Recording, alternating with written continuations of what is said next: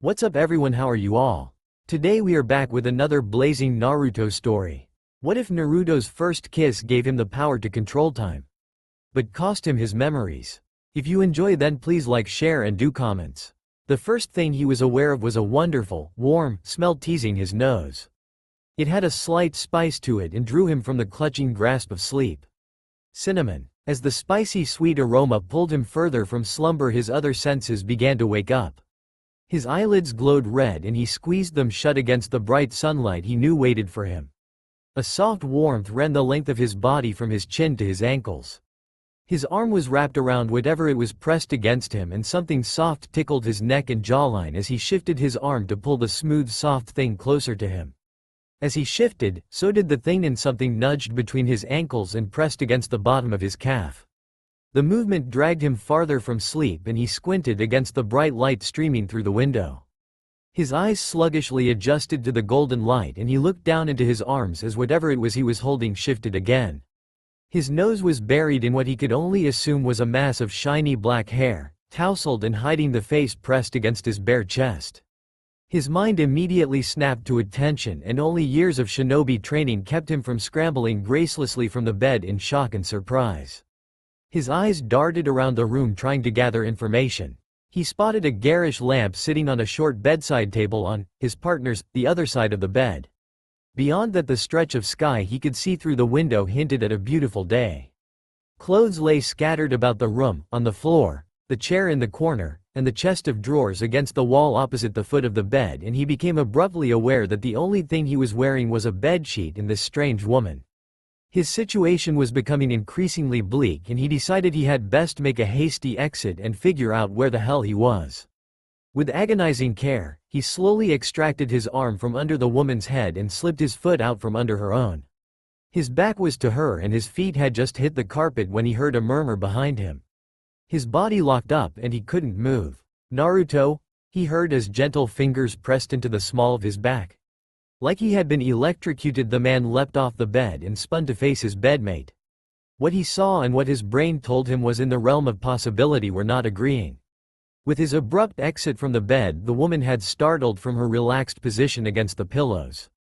Her back was straight up, dark tousled hair reaching distractingly to her waist, and a hand rested on the bed, where he had just been, to support her. Bright white Byakugan eyes watched him worriedly, but all that registered in his mind was that she was topless and making no attempt to cover herself.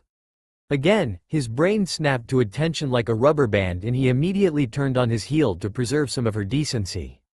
At the same time, he couldn't help but look back at her, if only to confirm it actually was her. At least, that's what he told himself. "Hinata?" His voice sounded an octave or two higher than it should have as he peeked through his fingers before spinning around again and slapping a hand over his eyes. "Naruto, are you all right?" Her soft voice drifted to him, practically begging him to turn to look at her again. He nearly did before the image of what was behind his back swam before his eyes and he bit his cheek. The hand over his eyes slid up his face and into his hair, where he grabbed the blonde locks and pulled hard. He was facing the door of what he could only assume was a hotel room, and just to the left of it he saw a bathroom sink through another door. He bolted into the bathroom and slammed the door shut, ignoring the woman calling his name behind him. His hands grasped the edges of the sink and he exhaled a harsh breath. His knees felt a little shaky and he crouched, pressing the cool linoleum against his forehead, and continued to regulate his breathing. After a moment he felt better and rose to his full height to stare at himself in the mirror. The first thing he noticed was the net of marks on his chest. His brow knit together as he examined them closer. Running down his chest were lines and lines, in groups of 4, like he had scratched too hard but not broken the skin. A group of lines disappeared over his shoulder and he twisted his spine to try to see his back. He found the same pattern of 4 lines crisscrossing all over his back. He couldn't get a good view, but he could tell there were more there than on his chest. Naruto had not spent 3 years with one of the biggest perverts in the Fire Country without picking up some basic, and not so basic, knowledge. He had apparently spent an incredibly passionate night with that woman just outside the door. He racked his brain, over and over, searching everywhere, but came up with nothing. He couldn't remember anything. How, in Kami's name, had he, Naruto Uzumaki, ended up in some hotel room with Hinata Hyuga? His hands were gripping the sink again, so tightly his knuckles were white. He looked up from the drain to search his face in the mirror, desperate for something. Blue eyes stared back at him through shaggy blonde bangs. Again, his brows knitted together. Something was off. He couldn't exactly put his finger on it at first, and his eyes roved over his face trying to identify what was wrong. Slowly, almost doubtfully, he began taking notes of observations. His hair was long. Not excessively long, but longer than he usually wore it. It wasn't quite as long as his father had worn his blonde mop, but it was coming close. His jaw was just slightly more defined. His nose, slightly more prominent. And although when he relaxed his face they disappeared, the laugh lines around his eyes seemed just a bit deeper. Although it was absolutely absurd, his brain kept pushing him to the same conclusion. He looked older. Completely unbidden, the image of Hinata swam before his eyes. He flinched, recoiling at the idea of looking at one of his childhood friends in such a manner, and then his brain began looking at details again. There was no doubt it was Hinata. It was impossible to mistake those big, white eyes, and that long dark mane. But again, his brain began picking things apart, suggesting the impossible. He was imagining things. Again he caught his reflection in the mirror, and he couldn't deny that he looked different. But he smothered the idea that Hinata was different. He would go out there, he would look her in the face, and she would be the same old Hinata. She would look like an 18-year-old girl, not older. Nodding firmly to himself, he wrapped his hand around the doorknob before he remembered she was on the other side of that door, stark naked. He faltered for a moment and then shook his head, steely determination returning. He cracked the door and peeked out. Hinata sat on the far side of the bed, her back to him but digging through a small bag. Once again steeling himself, he called to her. Hinata? She looked up at him over her shoulder and nearly turned around, but he shied away from the door and told her not to move. He could see her eyebrows draw together under her bangs, but she obeyed. Can you put something on? He asked, cursing himself for sounding so uncertain. And bring me a pair of pants, he added bashfully. Oh, okay. She tilted her head, looking confused but nodded. Naruto shied behind the door again as she rose to her feet and waited. After a moment she appeared at the door and held out a pair of dark Jonin pants to him. She had covered herself with a shirt that was obviously not hers because the sleeves were rolled halfway up her forearms and the hem managed to cover half of her thighs. It was obviously broader than her small frame and hung off her shoulders and around her hips like a cloak. He snatched the pants through the small crack in the door, muttering a quick thanks, and slipped them on, trying to ignore the fact that her shirt was obviously his, before gingerly stepping out of the bathroom. Hinata looked up at him worriedly and reached for his hand, backing up into the room. He couldn't think of a tactful way to avoid her, so he followed. He ignored the voice in his head cataloging her slightly more mature and drop-dead gorgeous features, elegant forearms, pretty, full lips, sophisticated cheekbones. Heaving another slightly painful breath, he decided to just jump right in. Hinata, where are we? Again, Hinata's head tilted to the side a little and her worried expression was joined by one of confusion. We're at the Tiger's Eye Inn. We're only about 4 hours' walk from Konoha. Her voice was soft and calming, but she couldn't keep the worry out of it entirely. Naruto, what's going on? How was he supposed to answer that question? How was he supposed to tell her that he had no idea how he had gotten here or what had happened before he had fallen asleep last night? He took a step back from her and rubbed his palms over his face, trying to think. She raised a hand to him, not quite sure how to help, and in true fashion, Naruto's infamous lack of concentration zeroed in on a new detail. The bright warm light filtering in through the window winked off of the modest diamond and pearl ring on her left hand. Naruto swore violently, turning away and startling Hinata. What the hell happened? He demanded frantically, spinning around to face her again. What were we thinking? You're married, he keened, more to himself than to her. Why would I can't. He was beginning to panic. The Hyuga clan would not take kindly to his affair with their princess, and he didn't even want to think about whoever her husband was. Unexpectedly, his attention was arrested again. Hinata had strode toward him and firmly grasped his face in both of her hands, forcing him to look at her. Naruto, what is going on? She asked him desperately. He found himself falling into her beautiful deep eyes and didn't know what to do with his hands. They fluttered in the air, trying to decide if they should land on her hips or her shoulders or just hang limply at his sides. Hinata's fingertips briefly pressed into the edges of his face to call his attention back before she asked again, Naruto. What is wrong? Talk to me. I don't know. He answered honestly and earnestly. I have no idea where I am. I don't know how I got here, or why you're here, or why we were in bed together, or what the hell is going on. Her hands dropped from his face and a slightly hurt expression swam in her eyes.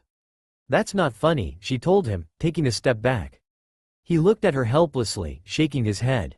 I didn't mean for it to be, he promised, not entirely sure if he should step away from her again or wrap her in his arms and hug her. She looked like she had just been told her puppy had died. She didn't say anything for a long time. She just stared at him uncertainly, her arms wrapped tightly around her. Naruto had no idea what to do, so he waited. Finally she spoke. Do you know who I am? The question was so unexpected it threw him for a moment. But the fact that he was confident in his answer helped calm him. Of course. You're Hinata Hyuga, he answered, a grin taking over his mouth.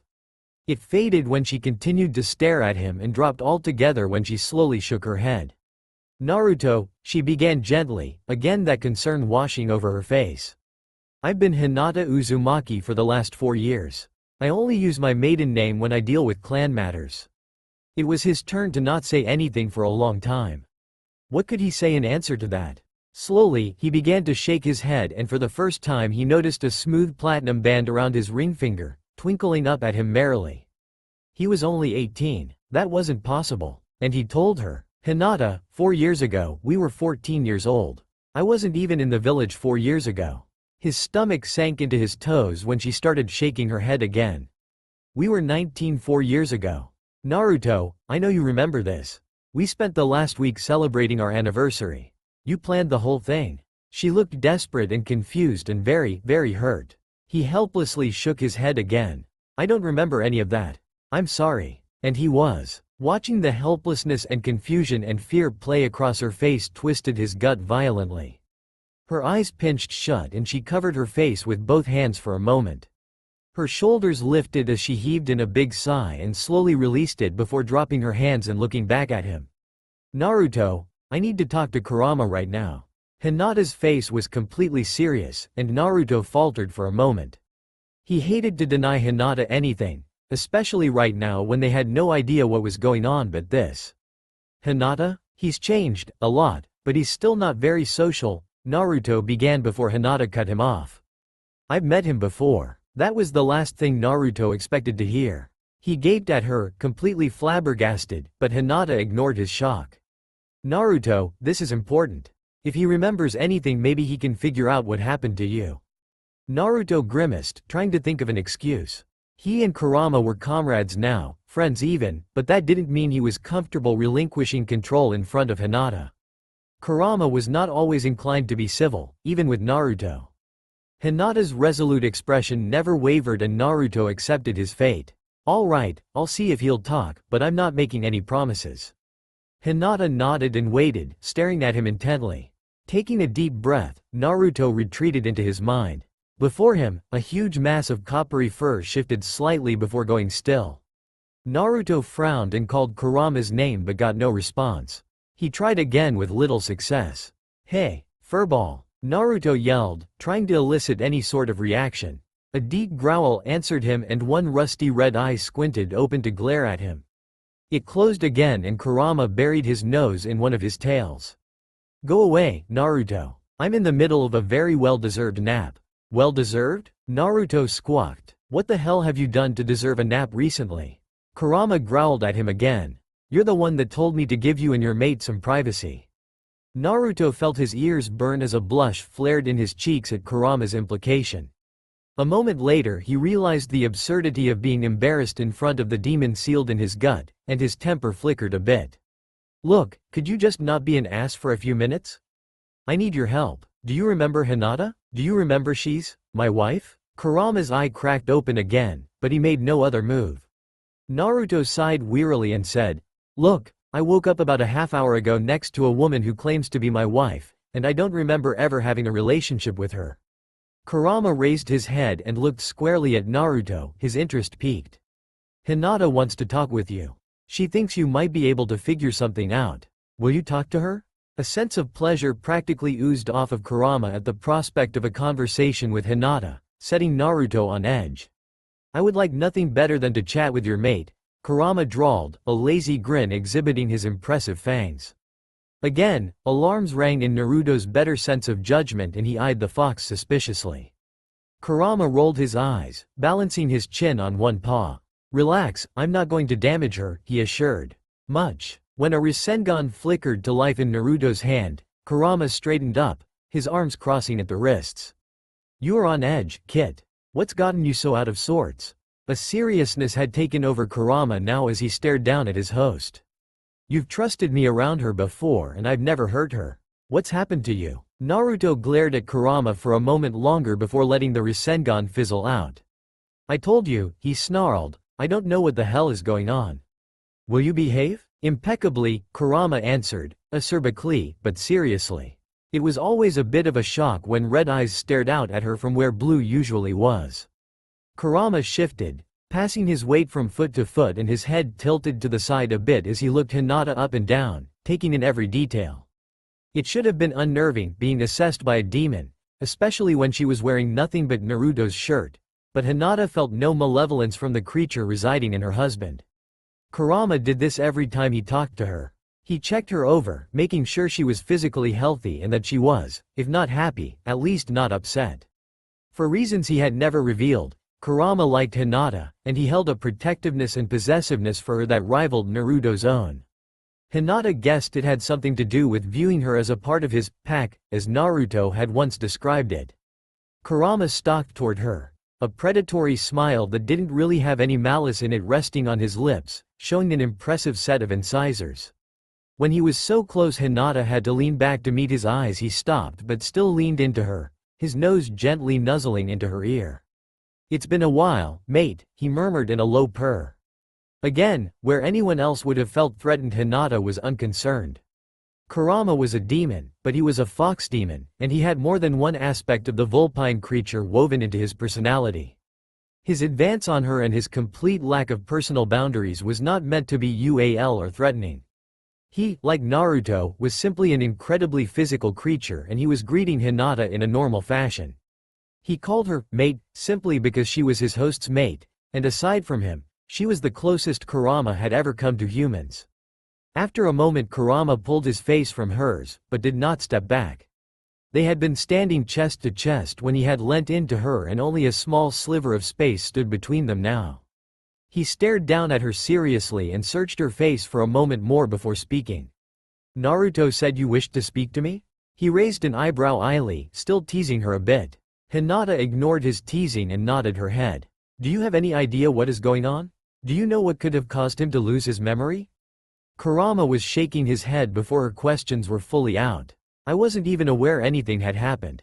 He asked me to give you two some privacy for your anniversary and I've been napping the whole time." "What is going on?" Hinata's shoulders slumped and she dropped her head to rest against his collarbone, partly to hide the blush that flared in her cheeks at his casual mention of their life and partly because she was quickly losing hope. The fox may have been in control at the moment, but it was still her husband's body and she drew comfort from the small contact. After a moment Hinata steeled herself and looked up again into those rust-colored eyes. "He woke up this morning and was acting strange, but I didn't think anything of it at first.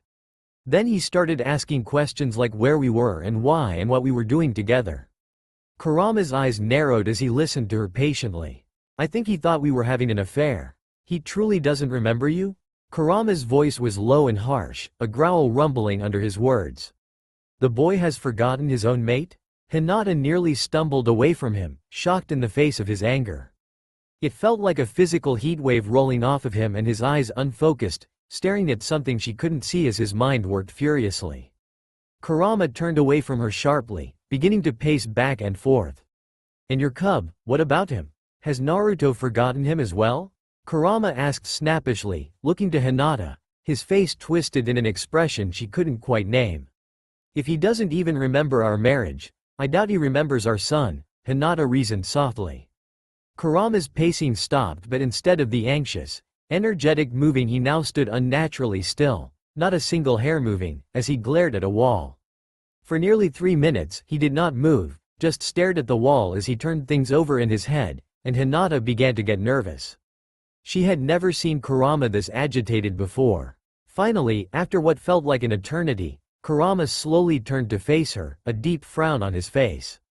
"Something is very wrong," he said lowly, his dark eyes meeting Hinata's. Rather than pointing out the obviousness of that statement, Hinata chose to hold her peace and wait. Some ties in this world run too deeply to simply be forgotten. The fact that Naruto has forgotten you, and your cub, cannot just be a coincidence. Something happened to make him forget. Hinata could feel the shock on her face. Something had made all of this happen? Something had purposely happened to destroy her entire life? Kurama continued working things over. "You and your son are more important to Naruto than anything. He has dreamed of a family since he understood what one was, and you were the one to finally give it to him. The bond that ties you to him cannot be explained with your words, or in any mortal language. It is a bond on such a level that even my kind would recognize it and honor it. I told you once that you were always meant to be with him. You and he are linked by something far greater than your flimsy marriage contracts or words or any other human recognition, and the fact that that has been erased from his mind is not just happenstance." Hinata's eyes refocused when she felt hands on her shoulders and she looked up to meet Kurama's eyes. He gently forced her to sit on the bed before she collapsed and knelt in front of her. "If that's true," she whispered, "that we were made for each other, then how has he forgotten me?" Miserable white eyes met intense red. "I have a feeling he hasn't entirely. The mind remembers some things and leaves the body to remember others. You are such an integral part of Naruto that in order to erase you entirely, the memory of his body would have to be destroyed as well as the mind." Kurama's intense eyes seemed to try to convey comfort without really knowing how. He grimaced and then spoke again. "I'll see what I can do. I'll look around on the inside and see if I can find anything. It will take time and I can't promise I'll find anything, but I will try.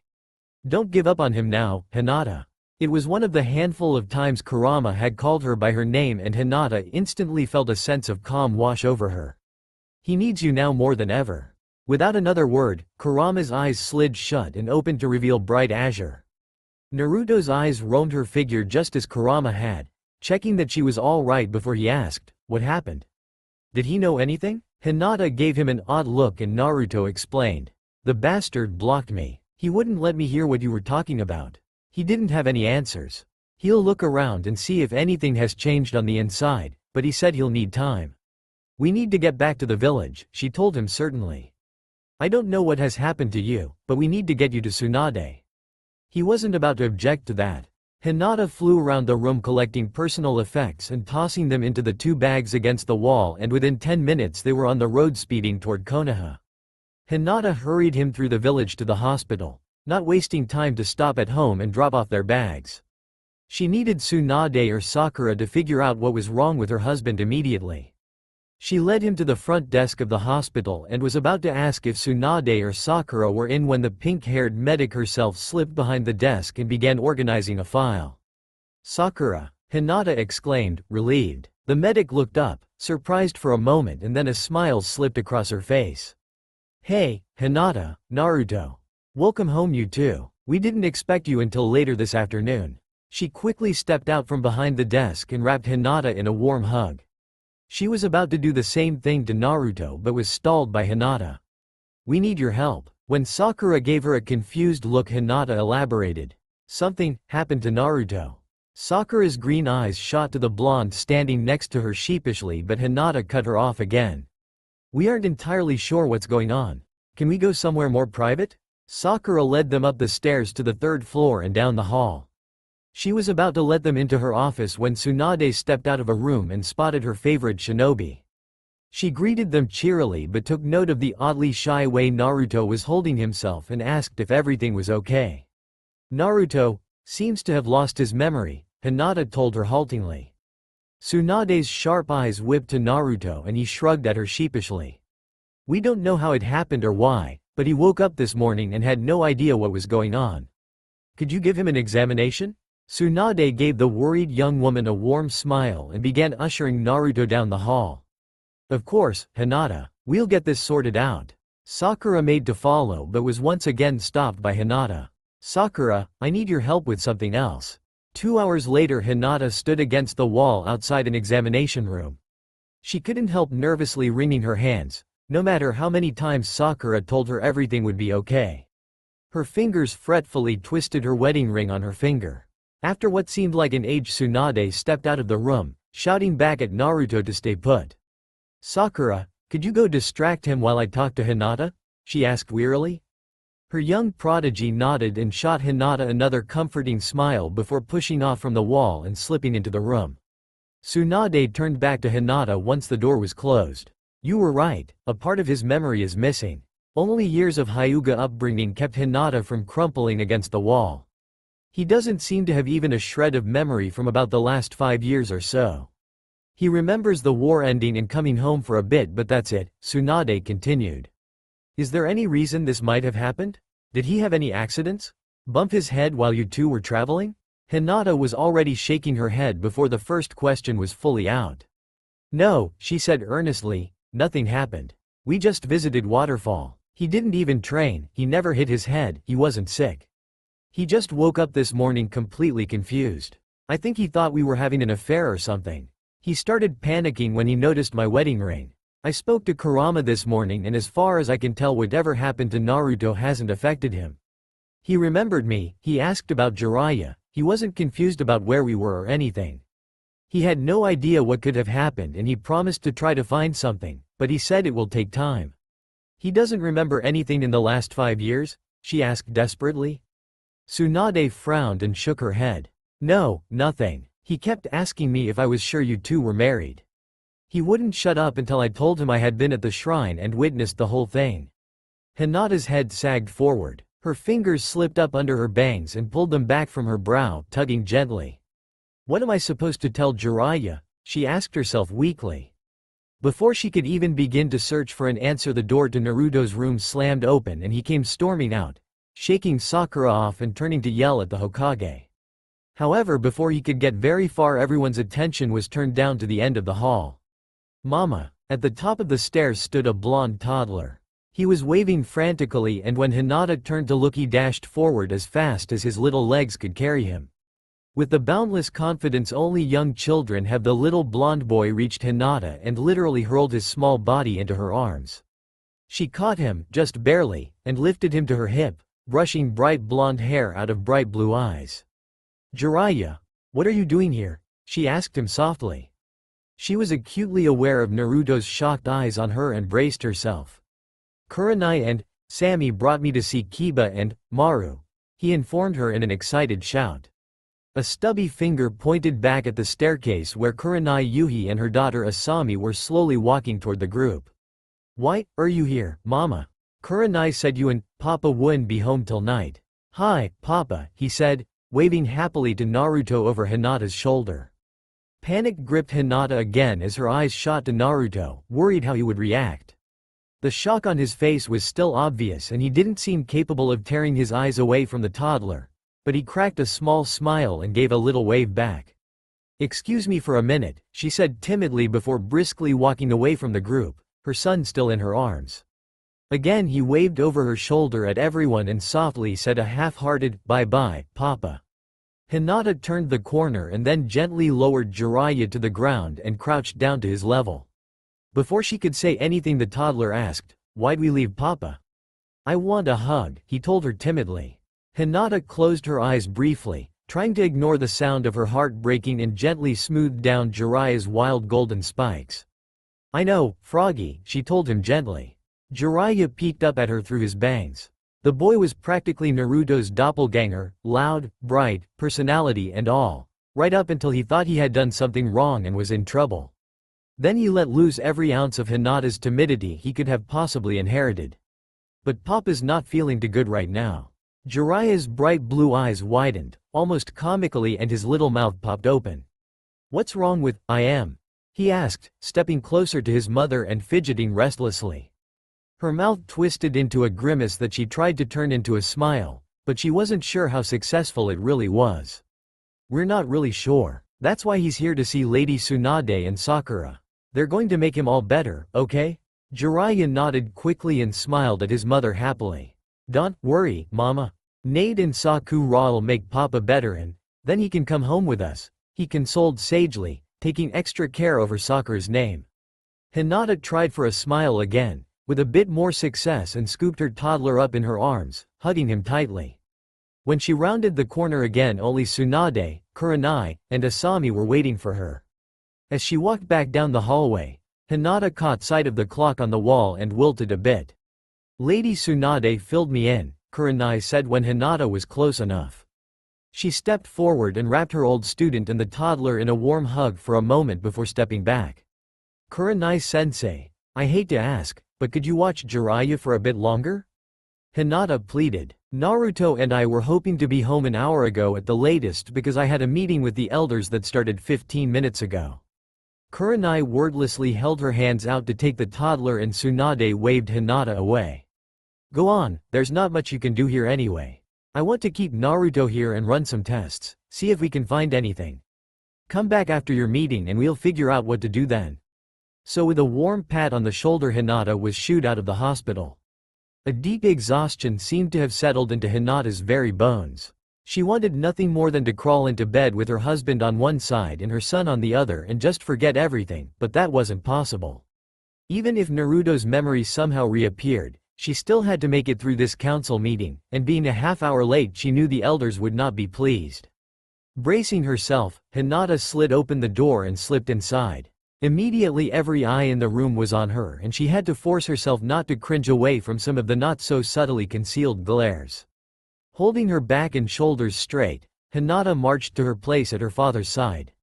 I'm glad to see you were finally able to join us, Hinata, bit Kimiko, a rigidly traditional old elder who had been upset with Hinata ever since her decision to marry outside of the clan. I apologize, honored elders. An emergency came up and I was delayed at the hospital. A few of the elders grumbled, but most took her excuse in their stride. Hinata noticed her father shift as if he was going to ask her to elaborate but didn't say anything. The council dove back into the matters they had been discussing without much hesitation and Hinata did her best to pay attention as the hours dragged by. The entire reason she had been invited to this meeting was to learn how things ran so that she would be prepared to take over for her father one day. But it was hard to focus on the droning elders when her mind kept drifting back to the hospital. Her attention was seized when she heard her name. Hinata, how long until you return to the estate? Kimiko asked briskly. Inside, Hinata's stomach plummeted. She had completely forgotten about the move. Naruto and I planned on returning to the estate next week, but some things have come up that may delay our plans. She had absolutely no intention of telling the elders what had happened that morning, but she would be incredibly surprised if she managed to move her family back into the Hyuga compound with Naruto in his condition. She had no illusions that the elders wouldn't find out, but she wanted to delay the matter until she had her feet under her again. Another excuse? Kimiko asked smugly. First you were pregnant, then you said your child was too young to be uprooted. Then your husband was away on a mission for 2 months, and now another crisis has come up. Honestly, child, do you have any intention of returning to your family's house? If you are to be the head of this clan after your father, you should live within the clan. Enough, Kimiko, Hiyashi ordered. Hinata will return to the estate when she is ready. I'm sure you remember how chaotic life can be with an active shinobi husband and a young child. If something has come up, then there is nothing else for it. If that is all, then I believe we are done here. Hiyashi's words implied that he would listen to any other business, but the tone in his voice strongly warned against it. Whatever else they may be, the elders of the Hyuga clan were not idiots. Speaking quietly among themselves, the council filtered out of the room. As the last few elders meandered out of the doors, Hinata slowly let out a controlled breath, her eyes closed as she tried vainly to ward off a headache. As her fingers dug into her temples, she felt a large warm hand on her shoulder and looked up into her father's face. Although he was still a relatively young man and had aged well, the life of a shinobi had taken its toll on Hiyashi and the lines around his face grew deeper by the year. His once smooth forehead was not quite wrinkled, but it was easy to tell where lines would appear when he frowned. However, over the years since the war, the lines around his mouth and eyes had also deepened and appeared now as he smiled down at his eldest daughter gently. Is there something you need to tell me about, Hinata? He asked mildly. If he noticed her small cringe, he didn't comment on it, and when she nodded he motioned for her to rise and led her through the halls to his study. Like the rest of the compound, Hiyoshi's study was a regal-looking room. Light grays and tans contrasted pleasantly in the sparsely decorated room, and bookshelves took up most of the walls, filled completely with old tomes and scrolls. Hiyoshi motioned for Hinata to sit before his desk and made himself comfortable before looking at her expectantly. Hinata bit the inside of her lip, trying to put her thoughts in order. "I am sorry I was late for the meeting, father. Naruto and I made it back to the village in time, but something has happened and I had to see him to the hospital." Hiyoshi's keen eyes never left her face as he nodded once in acknowledgement, and he said, "Yes, you mentioned something about that when you arrived. What happened? Is your husband injured?" Hinata grimaced and tried not to fidget. "Not exactly?" She cursed herself for making it into a question. "He was perfectly fine last night, but when he woke up this morning. Lady Tsunade examined him when we arrived and told me he has no memory of the last 5 years or so." Hinata watched her father carefully for his reaction and was not disappointed. It was perhaps a testament to how unexpected her news was, because his eyebrows climbed toward his hairline in surprise.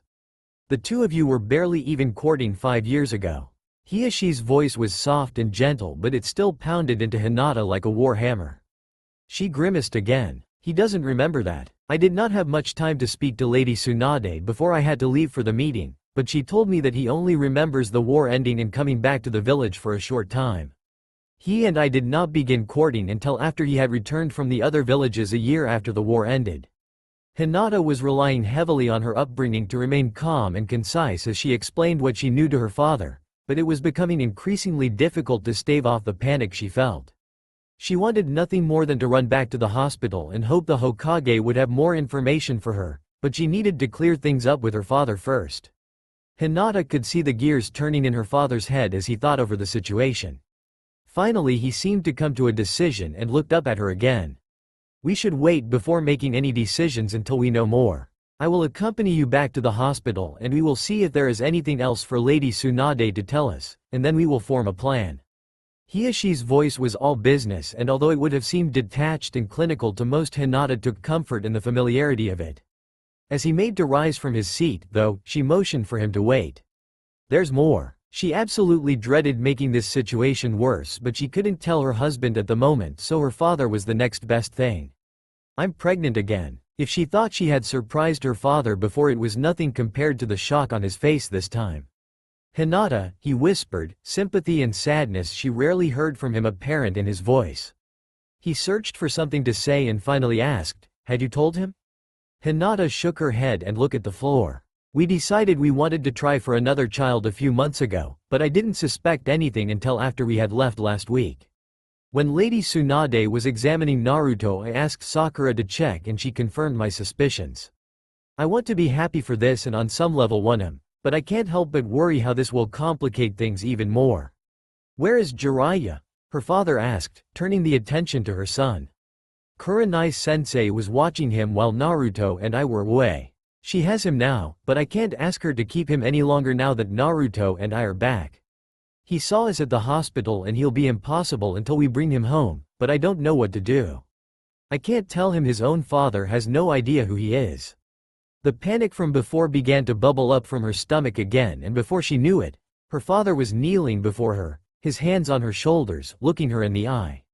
"Everything will be all right, Hinata," he told her, one hand smoothing down her dark hair. "If it becomes an issue, Jiraiya can stay here with Hanabi and I until this all gets sorted out. First things first, we need to go to the hospital and see where things stand."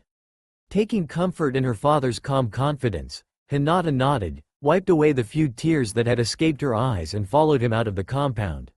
When father and daughter arrived at the hospital, they were quickly directed up to the 3rd floor to the room Naruto had been in.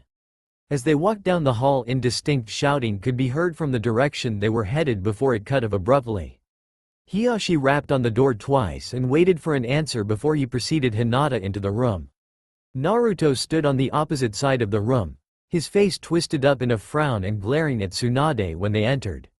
His face immediately shifted when he saw the head of the Hyuga clan, and Hinata noticed the color in his face pale slightly.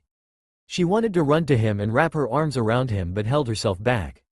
She was vaguely aware of Tsunade greeting her father and put in the valiant effort required to rip her eyes from Naruto in favor of her Hokage.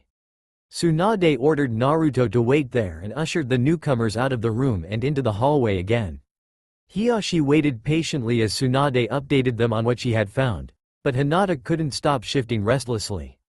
We've got a better idea of where his memory blacks out. Right after the war he left the village to help the other nations for a time, and the last thing he remembers is visiting the village hidden in the clouds with Killer Bee. The last thing he recalls was training with Bee yesterday. He insists that they didn't do any heavy work, but were experimenting with Kurama's chakra and trying to create new jutsu. He said he wasn't injured, he didn't hit his head, and he wasn't even very tired when he went to bed.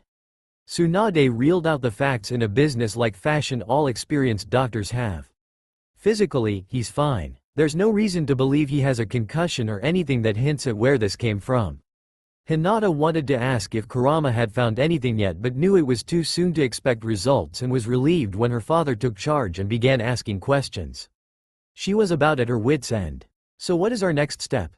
He asked, matching Tsunade's business-like manner. I have run all the tests I can think of and haven't come up with anything, Tsunade admitted, clearly disappointed in the lack of results. Whatever this is, it's not a normal case of retrograde amnesia. I have no reason to keep him locked up in the hospital and he would just try to escape anyway. I want him to return to his normal routine and hopefully something will be triggered. Hinata, I want you to take him home for tonight. Hinata's anxiety must have shown on her face because Tsunade placed a gentle hand on her shoulder before she continued. I know it will be strange, but this is the best thing for him right now. He needs to be in familiar places, with familiar things. I'm taking him off the active duty roster, but I want him to keep up his normal routine. Make him get up at his usual time every day, make sure he trains like he normally does, make him interact with people, especially Jiraiya. Hinata bit her lip but straightened her shoulders and nodded. The only thing I don't want you to do is tell him memories when he asks.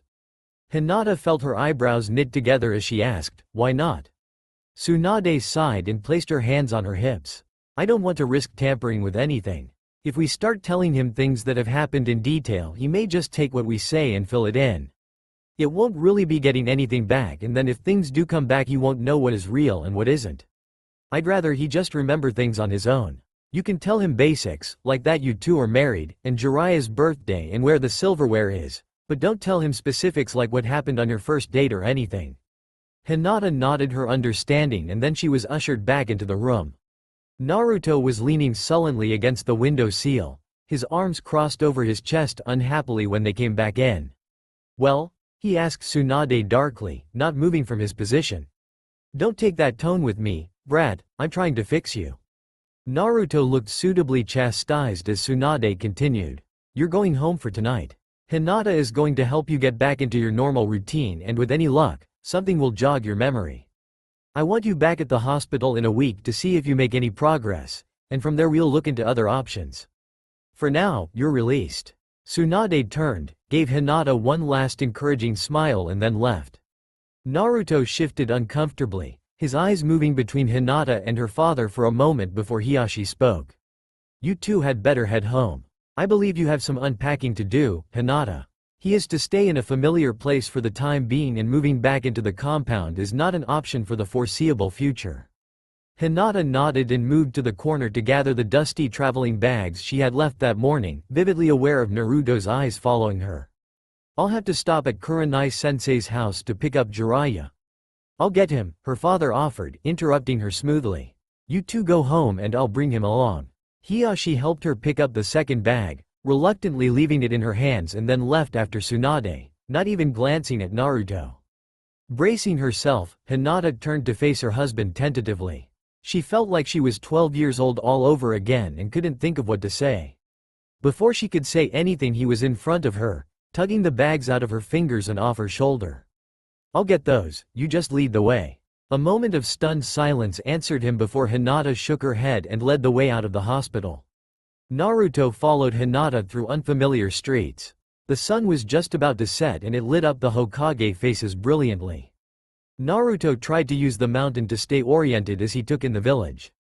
He had left the leaf a month before to visit the hidden cloud and while construction had been booming like an anthill, The majority of the village had still been a maze of tents. To see such a difference was throwing him off balance. As a child, Naruto had known every nook and cranny of this village better than most jonin. Not knowing where anything was proved to be an uncomfortable experience. It wasn't too long before Hinata was leading him up a flight of well-lit stairs on the side of an apartment building. She unlocked the front door and ushered him inside. When she flipped on the light, Naruto was greeted with a cheerful living room. A set of couches and a chair surrounded a low table on three sides with a television and entertainment set on the left with a few boxes stacked next to it.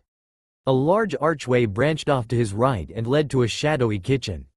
Wordlessly, Naruto followed Hinata across the room and down a dark hallway where she flipped on the light in a bedroom at the end and turned to tug the bags from his hand.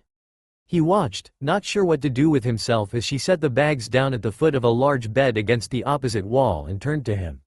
A pretty blush dusted the bridge of her nose and she seemed to have trouble bringing her eyes up to meet his.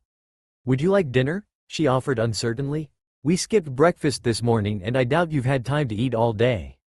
Naruto didn't have much of an appetite, but he nodded his head and thanked her politely. "Okay," Hinata answered, moving toward him to slip out the door toward the kitchen. "Feel free to look around and see if you recognize anything. I'll be in the kitchen if you need anything." Naruto thanked her and then just stood awkwardly in the doorway to the bedroom, unsure of what to do. He had never felt more uncomfortable in his life. He fidgeted for a moment and then, being a man of action, decided to take up her offer and began to look around him. The bedroom was surprisingly spacious considering what he had seen of the apartment was relatively small. The large bed dominated the room, being the obvious focal point, but it wasn't too large for the room. A pretty, darkly polished wood head and footboard reflected the soft light in the room, and the fluffy white comforter invited Naruto to just lie down and sleep so he could stop worrying about everything that had happened. But no matter how inviting the bed looked, the idea that it was his bed, and that he shared it kept him at a distance. Continuing his observation, Naruto noticed two matching nightstands on either side of the bed. The one on the right was cluttered with scraps of paper and various odds and ends, while the one on the left held a picture frame and a small wooden box that he assumed was for jewelry. Set into the wall to the right of the bed was a closet with clothes neatly hung up. In the same wall an open doorway led to a dark bathroom. Immediately to his left, hugging the wall that the door was in stood a tall chest of drawers with a mirror on top. It was made of the same darkly polished wood as the bed and nightstands and the top came up to about his chest. Although Naruto was tall and he imagined with Hinata's short frame she would only be able to see her shoulders and up in it. The top of the dresser was littered with more photos that he didn't dare look at any closer, a few pieces of jewelry, some money and other odds and ends. Overall, the room was neat and clean but still had the definite impression of being lived in and the idea made Naruto slightly uncomfortable. He had lived alone for as long as he could remember, and the idea that he now shared everything including a bedroom with Hinata Hyuga of all people was unfathomable. Shaking his head he flipped off the light and retreated back out into the dark hall. Just down the hall a few feet but on the same side stood two more doors. The one farthest from him was slightly ajar and from the dim light filtering in from the living room and kitchen he could see it was another bathroom. Resolutely ignoring the pictures hanging on the wall, Naruto crossed the short distance to the last mystery door and peeked inside. He was in no way prepared for what he saw. A small toddler's bed sat in the far corner against the blue wall, and toys lay piled around the edges of the room. Pictures hung on the wall, the bed was neatly made, and a stuffed toad that looked suspiciously like Gamatotsu smiled at him goofily from atop the pillow. When Naruto had seen the little boy at the hospital, his stomach had dropped into his toes.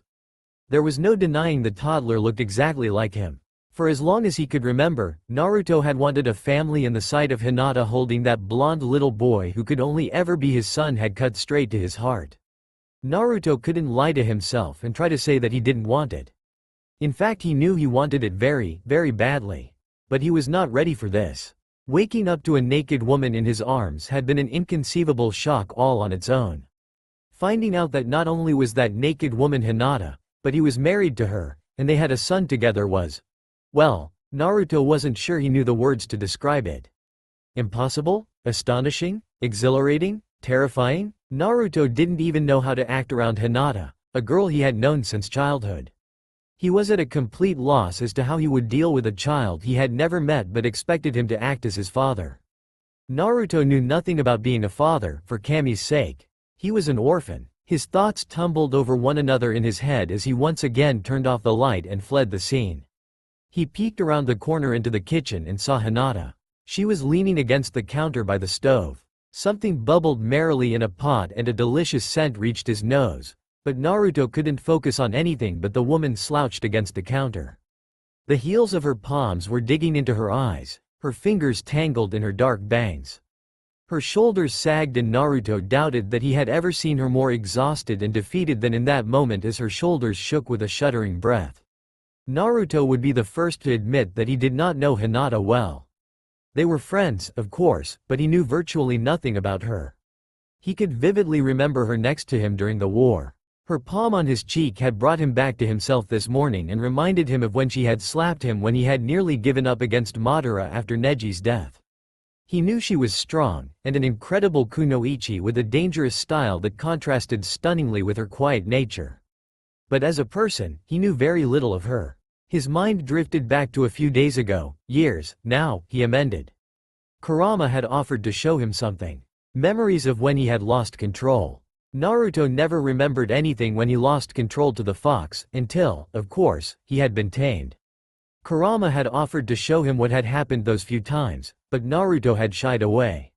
He could still vividly picture Jiraiya's injuries when he had hurt him, and he still felt his gut twist when he thought about how he had hurt Sakura. But the memory that he was most afraid of seeing was whatever it had been that had triggered him to lose control so completely as to allow 8 tails to form. Naruto could vaguely remember it had something to do with Hinata when he was fighting pain, but whatever had triggered him had been wiped from his memory and he wasn't sure he was ready to face it. From what he did remember of his fight with the Akatsuki leader, Naruto didn't even want to imagine Hinata in the same world as that man. Naruto shook his head and crept away from the corner. Whatever had happened, it didn't matter right now. He had bigger problems to deal with presently. Again, Naruto found himself unsure of what to do. He doubted Hinata would appreciate him intruding on her moment of vulnerability, but having explored the entirety of the apartment beyond a few linen closets, he was at a loss as to what to do with himself. With a steadying breath, Naruto retreated to the hall and forced himself to look at the pictures on the wall, praying something would make sense. The first picture he saw was actually very familiar to him. It was Team 7's original photo and Naruto felt the tension wash out of his shoulders immediately. With a sigh of relief he moved to the next frame. The next was unexpected, but not necessarily surprising. It was actually a few pictures laid out all in one frame. Each photo was of him and Hinata at what he could only assume was their wedding. The largest photo was a candid shot of him kissing her, his hands around her waist to hold her close as he leaned so far into her that her back arched. A smaller picture to the right of it was of them laughing.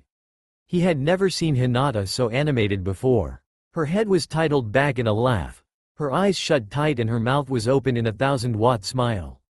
Naruto could only see half of his own face because the picture him was nuzzling his nose into the side of her neck by her ear, but the grin on his lips was unmistakable. In that picture, Naruto was happier than he could ever remember being. He couldn't deny it. The relationship he now shared with Hinata was so much deeper than what he could remember. Never in his wildest dreams would Naruto have ever imagined he would one day share his life with the quiet, shy, docile Hyuga. The two were simply two different worlds apart. She was the closest thing Konoha had to a princess after Tsunade Senju, and for more than half his life, Naruto had suffered under the heavy mantle of demon. But something had happened to change that. Something had bridged the gap between him and the heiress. For the first time since waking up beside Hinata, Naruto allowed his mind to dwell on the things he could remember. He had been away from the leaf for barely over a month, years ago now. His time spent in Cloud had been fantastic, would have been the best month of his life if it hadn't been for the nightmares. The dreams put Itachi's genjutsu to shame. Naruto had relived the deaths of each of his precious people more times than he could count, only to jolt awake in a cold sweat, twisted and trapped in his bedsheets. Naruto cared for all of his friends, all of the shinobi he had fought beside during the war. He had been shocked though, by both the frequency and the graphic nature of the visions that featured Hinata, and how deeply they affected him. She had left a deep impression on him. When they were young, she had told him she admired him. She was the first person he could recall telling him such a thing, and it had meant the world to him. As they grew, he had watched her when the opportunity arose, observing how she grew and stood her ground. When she had stood beside him during the war, he didn't know how to describe it. It felt right. If he was honest with himself, Naruto had to admit that Hinata fascinated him. He hadn't been able to get her out of his mind in the month since he had left the leaf. Even ignoring the harrowing things he saw in his dreams, Hinata had become incredibly important to him.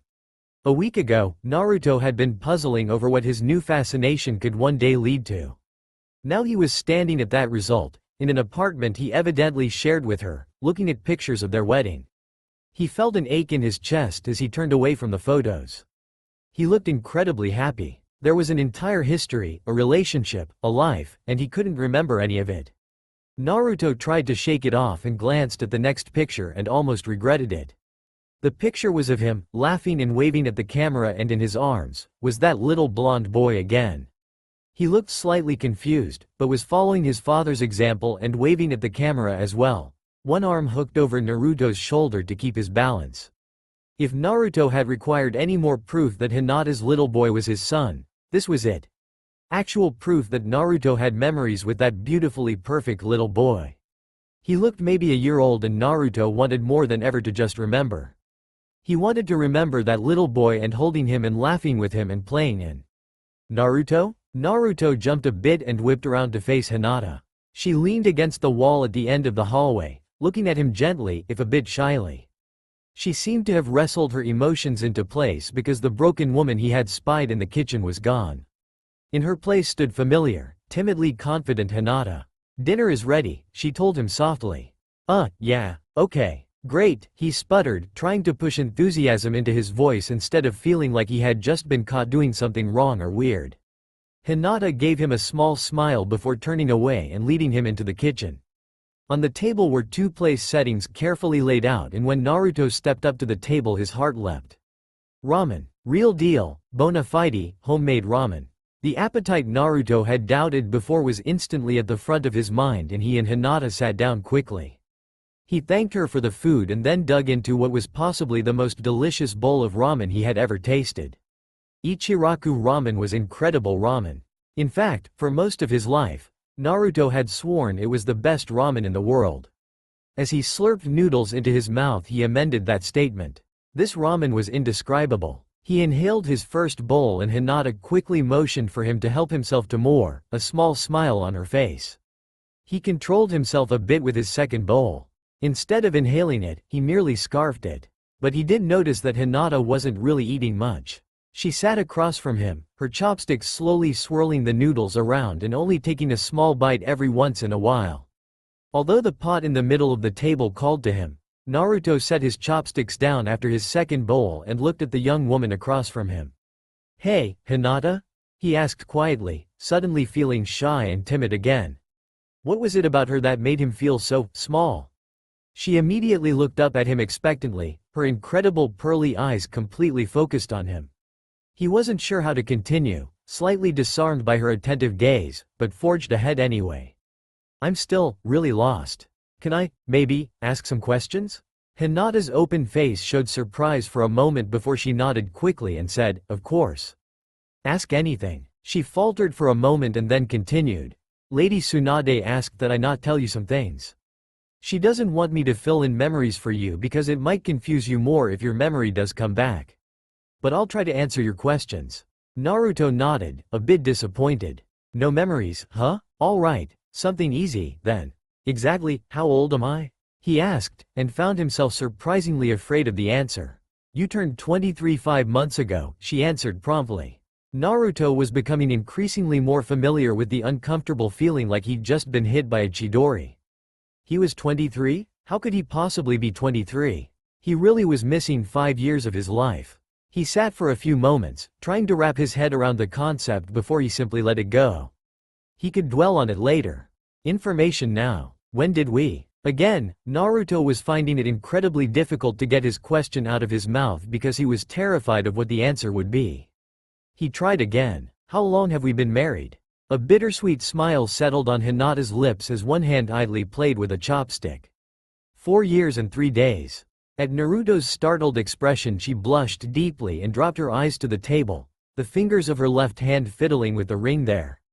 I only know the day because our anniversary was 3 days ago, she bashfully added, as if she was embarrassed. Suddenly Naruto felt cruel for the way he had acted that morning. He did not remember the last 4 years with her. He didn't remember being her husband. And this poor, sweet girl had gone to sleep last night beside an obviously loving husband and woken up to him acting like a madman. Since the moment he had been awake enough to realize there was a woman in his bed he had felt lost and alone and scared and helpless, and he knew that no jutsu could help him. And it struck him suddenly that she must feel exactly the same way. Except she now had to try to explain what was going on to everyone, including an innocent little boy who probably wouldn't understand why his father didn't know how to be his father anymore. His next question was out of his mouth before he'd even fully thought it. What about Jiraiya? Naruto's voice rose on the last word, questioning the name itself as much as asking about the toddler. Using that name for someone other than his beloved master was. Naruto wasn't entirely sure how to describe it. It brought back a bit of pain, was simply downright strange, but also gave him a small warm glow in his chest, knowing that the old Toad Sage's legacy continued beyond his pervy books. He wondered, vaguely, what on earth he had said to convince Hinata to agree to the name. Naruto noticed Hinata suck in a small, tense breath at the mention of her son. Resolutely, she pressed on. He's the happiest toddler in the world, and the best little boy you could imagine. He's bright and energetic and you. Hinata's voice cut off abruptly and Naruto could see that her left hand was clamped tightly around her right forearm on the table as she bit her lip and watched him nervously. Gently, he coaxed her to continue. What? Releasing a breath she had been holding, Hinata's eyes swam in sorrow. And you love him enormously. Again, that burning desire to simply remember flared to life in his chest. Before he was able to muster a response, a soft knock sounded from the front door. 3 soft, yet somehow authoritative raps. Not wanting to sit awkwardly at the kitchen table and wait for Hinata to return, he followed her, pausing in the archway to the living room where he could see the door, but not have to actually do anything. When Hinata opened the front door, Hiyashi Hyuga stood on the other side, a small, slumped body against his chest and a bright blonde head lolled on his shoulder. He fell asleep on the walkover, Hiyashi told his daughter as he began the slow, delicate process of transferring a sleeping toddler from one person to another. Despite his care, little blue eyes blinked open lethargically and a small sleepy smile found its way onto Jiraiya's face. "Hi, Mama," he mumbled as he wrapped his small arms around her neck. Hinata smiled at him, placed a soft kiss on his golden hair, and then turned her attention back to her father to thank him when blue eyes met blue eyes and the sleepy look evaporated from Jiraiya's face like water in a fire. "Papa," he called loudly and began to squirm vigorously in Hinata's arms, his little hands stretched out to Naruto. "Papa, are you feeling better? Can I have my hug now?" Naruto found himself pinned to the wall like a fly by 3 drastically varied stares. Jiraiya's young, bright, happy face shined at him with all the trust in the world. Behind him, the harsh glare of Hiyashi Hyuga simply dared him to make the wrong move and see how long he lasted. And lastly, despite trying to keep a solid grasp on her son so he wouldn't fall, the look in Hinata's eyes could only be described as dread. Naruto instantly understood from that look that she was terrified he would do something wrong by mistake and shatter her son's heart. Mentally bracing himself, Naruto stepped forward and slipped his large hands under Jiraiya's little arms and lifted him away from Hinata, settling the little boy against his chest. "No, I'm not really feeling better," he answered honestly. "But you can always have a hug," he said seriously, smiling down at the little boy. The look of pure joy on that little face made Naruto's chest swell and Jiraiya flung his arms around Naruto's neck and buried his little nose into his father's shoulder. Naruto was vaguely aware of Hinata saying goodbye to her father and closing the front door, but he was a bit busy trying to decipher Jiraiya's mumbles struggling past the fabric of his shirt. "Sorry you're not feelin' better, Papa. But I'm glad you and Mama are back. I missed you. I didn't think I was gonna see you after the hose pied tall when Mama said they didn't know what was wrong with you." Jiraiya's little body curled up against his chest and his little blonde head was tucked under Naruto's chin. His breathing began to deepen and Hinata held a finger to her lips and then beckoned him to follow. She led him to the second door in the hall and Naruto gently laid the toddler on the bed when Hinata pulled the covers back. She tucked her son in, gently placing the little stuffed toad in his arm, and pressed a kiss to his forehead. "I love you, Froggy," she whispered quietly before following Naruto out the door. Once it had gently latched, her shoulders slumped and she turned to Naruto. "Thank you." The amount of emotion she managed to pack into those two words felt like a physical entity. "I'm sorry, I was hoping I wouldn't have to put you on the spot." "Don't apologize, Hinata," Naruto interrupted her softly. "None of this is your fault. I'm sorry. I'm sorry I can't be more help. I'm sorry I can't rem him." "No, Naruto." It was her turn to cut him off apparently. "I know you wouldn't let this happen if it was a choice." Hinata paused for a beat, the sheer amount of love in her eyes nearly flooring him, before asking, "Can we decide something? Right now?" When Naruto nodded curiously, she continued, "Can we stop apologizing? Nothing is your fault and I won't listen to you try to shoulder everything. And I have a sneaking suspicion that you won't let me do it either," she said, a small amused smile pulling at her lips. Naruto chuckled quietly and nodded, looking at his toes bashfully for a moment, wondering why he suddenly felt so shy in front of her, before returning his eyes to her face. "So let's just decide now to not waste time saying how sorry we are. We had to deal with the situation anyway, and I don't want us to keep," she trailed off waving a hand vaguely in the air, not quite knowing how to put her thoughts into words. Before she could work it out, Naruto was nodding. "I agree, no more sorries." He said it seriously, but there was a hint of humor in his tone still. Hinata smiled up at him and then heaved a sigh, tucking a long strand of dark hair behind her ear. "It's late, we'd better get you settled." She slipped past him and into the main bedroom. Naruto loitered in the hall for a moment, not sure if he should follow her or not. When he did poke his head past the doorframe, he saw that Hinata had turned down the right side of the bed and was crouched down digging through a drawer. She stood after a moment and, pushing the drawer closed with her foot, held out a folded shirt and pair of shorts. "You like to sleep in these, usually," she told him. He noticed she had another wad of clothing in her other hand, and as he took the clothes she offered him, she said, "I'll be on the couch if you need anything. Don't hesitate to get me if you do," and tried to sidle past him. "Whoa, hold on a sec," he said, blocking her exit. "Hinata, I can't take your bed. I'll crash on the couch, it'll be fine." She was already shaking her head before he finished. "No, Lady Tsunade said you need to keep things as normal as possible. That means sleeping in here. And is you crashing on the couch normal?" he countered. "No," she admitted reluctantly. "But it's not like you'll see me. It will just be like when I'm away on a mission," she reasoned, sounding sure of herself, like she had won. The idea of pushing Hinata out of her bed when he was already flipping everything else in her life on its head rankled at his masculine pride. "It's a big bed. We could share." He knew she wouldn't back down and let him sleep on the couch, but there was no way he was booting her to it. Even so, he could barely mumble out his bold suggestion, his chin ducking into his chest bashfully. Hinata's surprise showed on her face before she looked at the carpet. "I didn't want to make you uncomfortable," she admitted quietly. "After this morning, it didn't seem like a very good idea."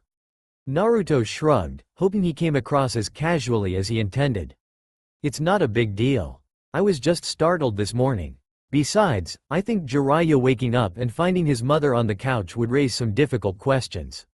He saw the moment Hinata admitted she didn't have any more excuses. "If you're sure," she prodded a final time. "Positive," he answered confidently, wishing he felt as sure as he sounded. She fidgeted for a moment before nodding once. "All right, I need to put dinner away, though. You can shower, if you like, but then you should get to sleep. If you're going to keep your normal schedule, you'll need to be up early." Naruto allowed her to slip past him, her pajamas still in hand, and he decided a small friendly threat couldn't hurt.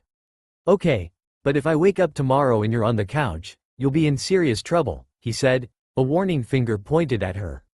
She chuckled softly, a sound Naruto instantly decided he liked, and answered, "Yes, sir," before slipping into the kitchen. Feeling the grime from the day, traveling and then being stuck in the hospital, for the first time, Naruto decided to take up Hinata's offer of a shower before bed.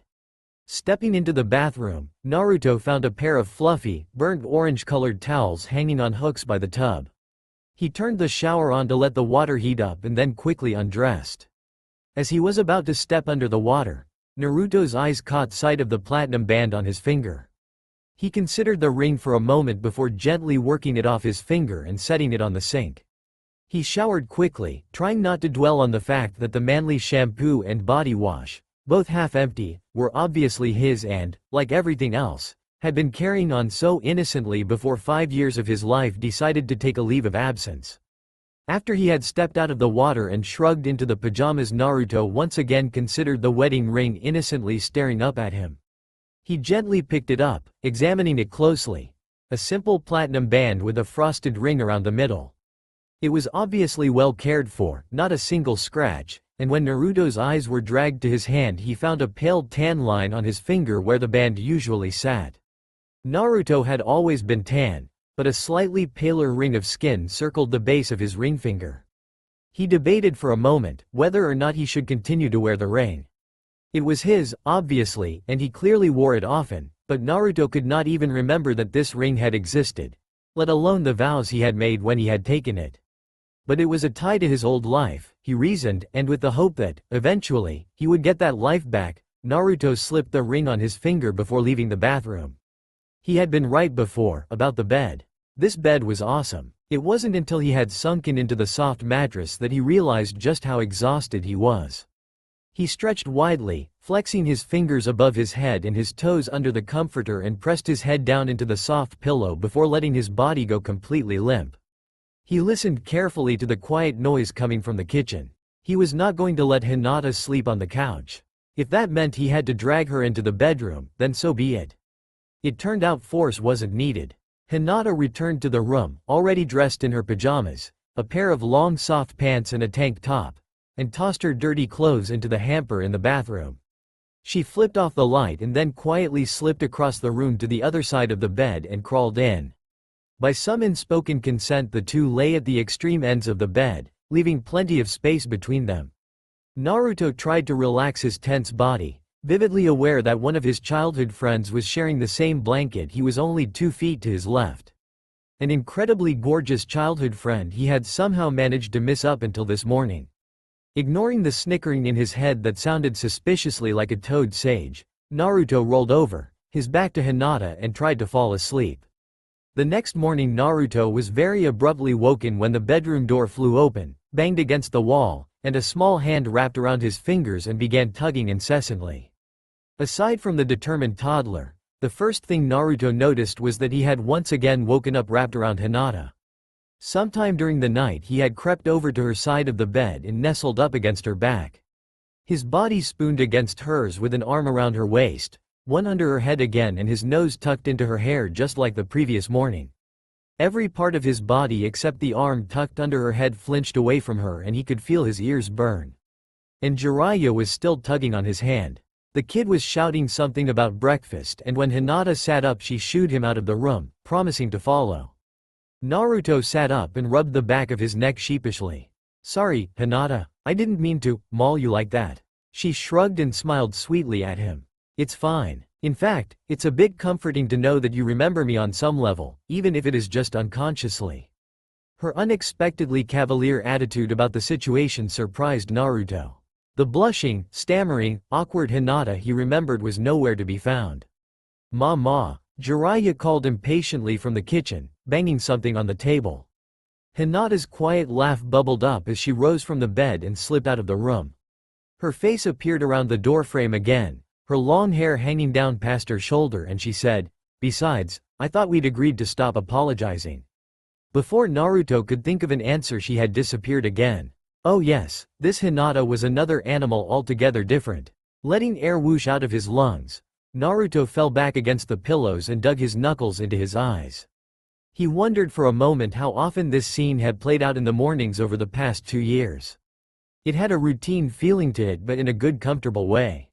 Reluctant to leave the comfortable bed, it took probably more effort than should have been strictly necessary to roll out from under the covers. As he walked into the kitchen, Naruto saw Hinata once again at the counter mixing something in a bowl. Standing on a chair right next to her, Jiraiya leaned over her arm to watch, standing on his tiptoes and obviously in his mother's way chanting, "Waffles, waffles, waffles," quietly. Unsure of what to do, Naruto hovered in the doorway until Jiraiya spotted him. The toddler scrambled down from the chair and sprinted to his father, hurling himself at Naruto. It was only because he had seen the kid do the same thing at the hospital with Hinata that Naruto managed to catch him. "What's for breakfast?" Naruto asked, hoisting the toddler to his chest.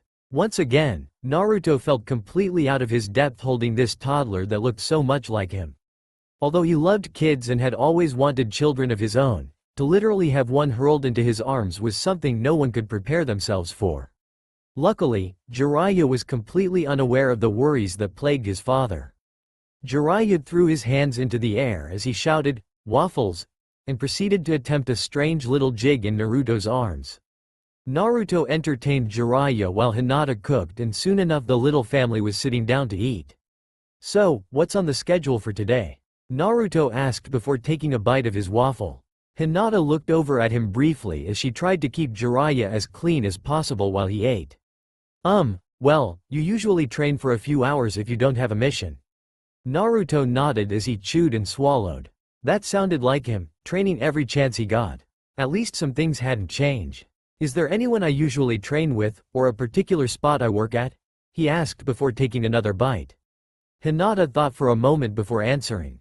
"You usually spar with whoever is available, but I don't know if you had made any plans to train with anyone before we left." "You still train at Team 7's grounds, though. We can head over after breakfast if you want."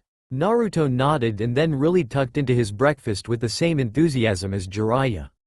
Hinata and Naruto walked side by side through the village to the training grounds, keeping a close eye on Jiraiya as he ran ahead of them and back over and over. Hinata pointed out streets and shops on the way and poked and prodded his memory, hoping something would click, but nothing did. The more he reached and fell short, the more frustrated Naruto became. His temper was beginning to spark at the edges when Hinata suddenly backed off. She turned forward to call Jiraiya back to them, warning him not to get so far ahead.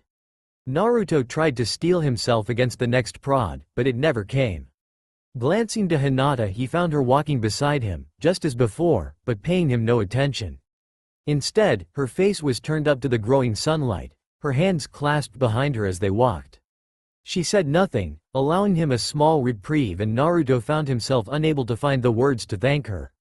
Their attention returned abruptly to the toddler still some ways ahead of them on the dirt path when Jiraiya rounded the edge of the trees and squealed before bolting out of sight, his little arms waving around his head. "Oh no," Hinata murmured, her entire body tensing, more to herself than to Naruto. "What?" he asked, concerned by her sudden shift in mood. Before she could answer, they heard a cheerful voice greet Jiraiya and another laugh from the toddler. As they rounded the last few trees, Naruto's old training ground opened up before them, and at the far end by the memorial stone 3 teenagers grouped around the wooden posts. 2 boys leaned or sat against the posts, and a girl with bright amber hair was swinging Jiraiya up in the air. "Who are they?" he asked Hinata, quietly. She hesitated a moment, her hands clasped together at her waist. They're your genin team." He should have expected it. He shouldn't have been surprised. But the idea that he had a genin team was a bit absurd, honestly. He stopped walking, staring wide-eyed at the 3 teenagers across the field. How could his life have changed so drastically in only 5 years? Naruto ran a tan hand through his hair, tugging on the blonde strands for a moment before sighing. "Okay, who's who?" he asked tiredly. Hinata cast a worried glance toward the 3 teens playing with her son before meeting Naruto's eyes. "They all made Chunin last year, but you still run missions with them and train together often. There's Itsuki Aburame, in the light jacket, and then Katsu and Kyoto are twins. Kyoto is the girl, with the red hair. She's a lot like you with the biggest personality of the 3. Katsu is more reserved and people have compared him to Sasuke, but I wouldn't suggest bringing it up because he doesn't like it. Itsuki is the medic for your team." As Hinata mentioned things about each individual, Naruto's eyes roved over each person. Her description fit what he saw at first glance. Kyoto was standing a little apart from the boys playing with Jiraiya. She would swing him up into the air and tickle him and then run away when he threatened to do the same. Both boys leaned casually against the wooden posts in front of the memorial stone but watched their teammate and the toddler closely. Naruto caught each member of the team watching him and Hinata as well. The girl and the Aburame glanced at them, but otherwise waited patiently. The other boy, however, seemed to have trouble keeping his attention on the toddler and his sister. His eyes returned to Naruto and Hinata before darting away repeatedly. Naruto shrugged and nodded in the direction of the team. Guess we'd better get this over with. That boy looks pretty suspicious. Hinata's hands were clasped together and she looked a little nervous, but she nodded and led him toward the teenagers. When they were closer, the girl, Kyoto, looked up from where she had pinned Jiraiya to the ground to tickle him and shouted, "Hey, Naruto-sensei. We were wondering where you were. You're usually not this late." "Hey, Hinata-sensei." Hinata stepped forward and visibly forced herself to relax, forcing her hands to her sides. "We need to tell you all something," she said quietly. Her voice was as soft as ever, but it immediately grabbed each ninja's attention. Naruto watched as each one straightened and turned to her, almost ready for trouble it seemed. Feeling a tug on the hem of his shirt, Naruto looked down to see Jiraiya staring up at him with those big blue eyes. "Can I go play?" he asked, and once Naruto nodded he took off to the middle of the field. Naruto let Hinata do the talking. She laid out the facts and explained everything they knew quickly, and Naruto was impressed to see his team waited until she was finished before asking questions rather than interrupting. "So," Kyoto began, "you're telling us he doesn't remember anything about us at all?" She phrased her question more as a statement and didn't seem overly concerned by Naruto's medical situation.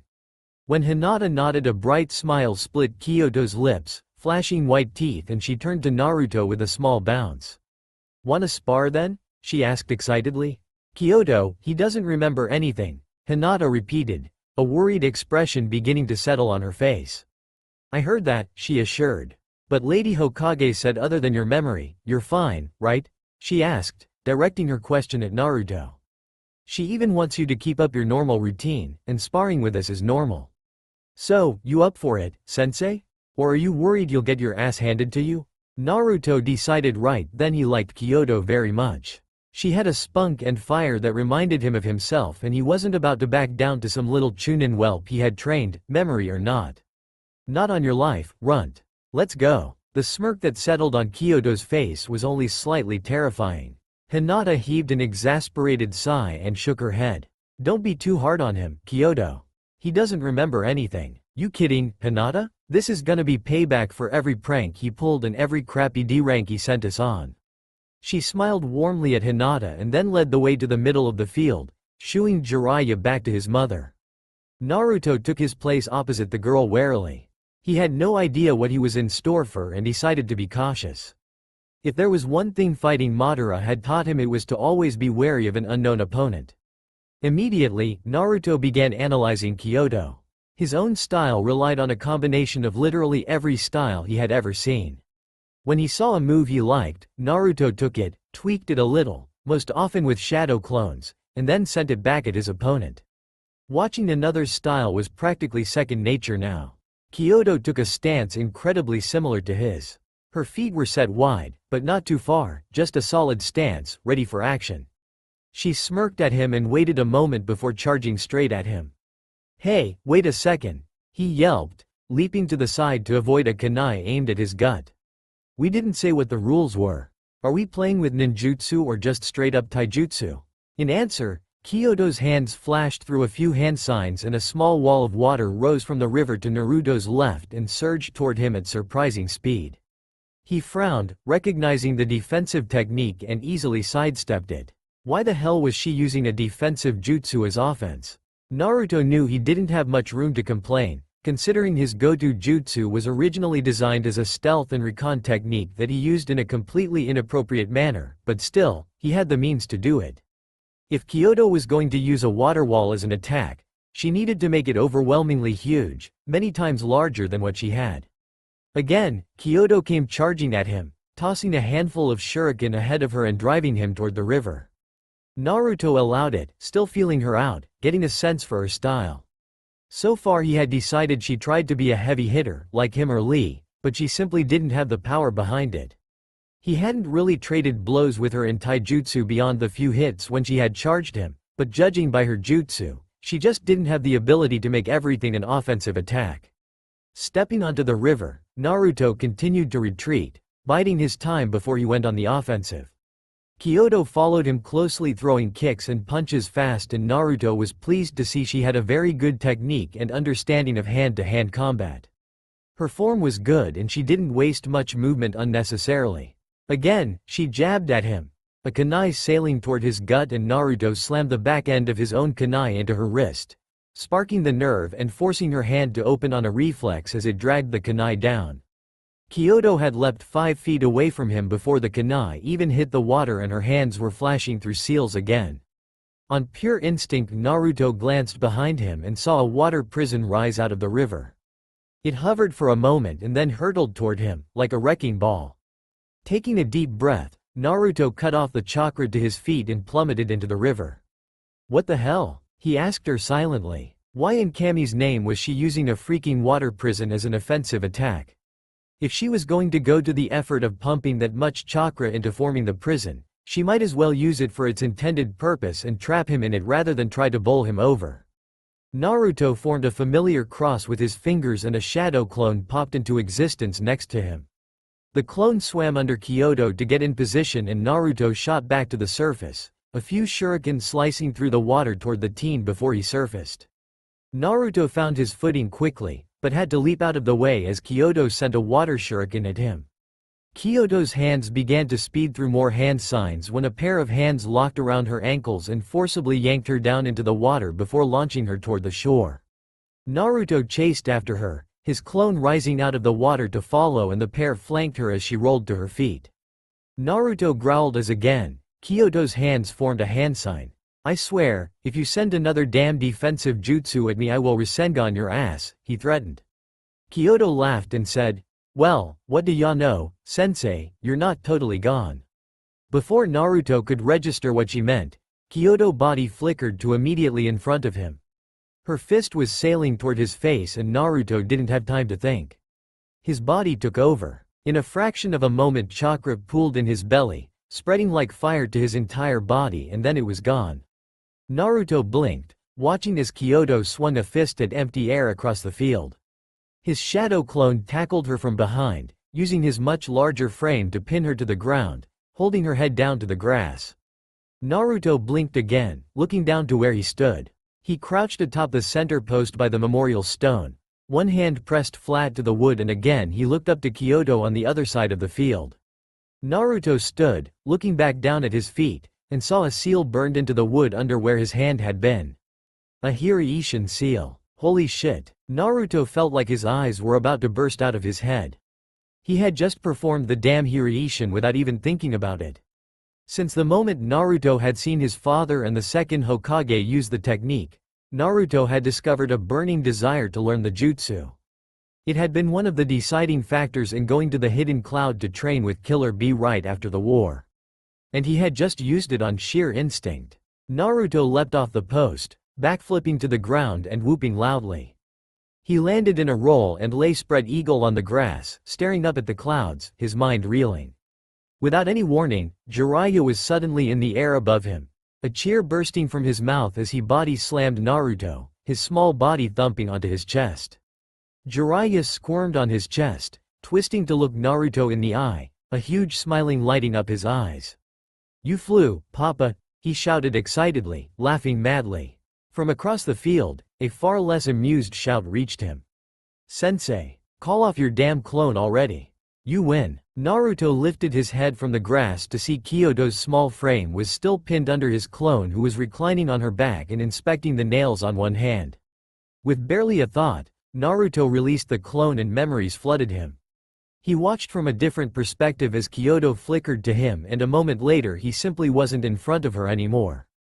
A huge, stupid grin split his face again and a laugh bubbled up from his chest. A shadow fell over his face and Naruto looked up to see the faces of 3 teenagers and Hinata staring back at him.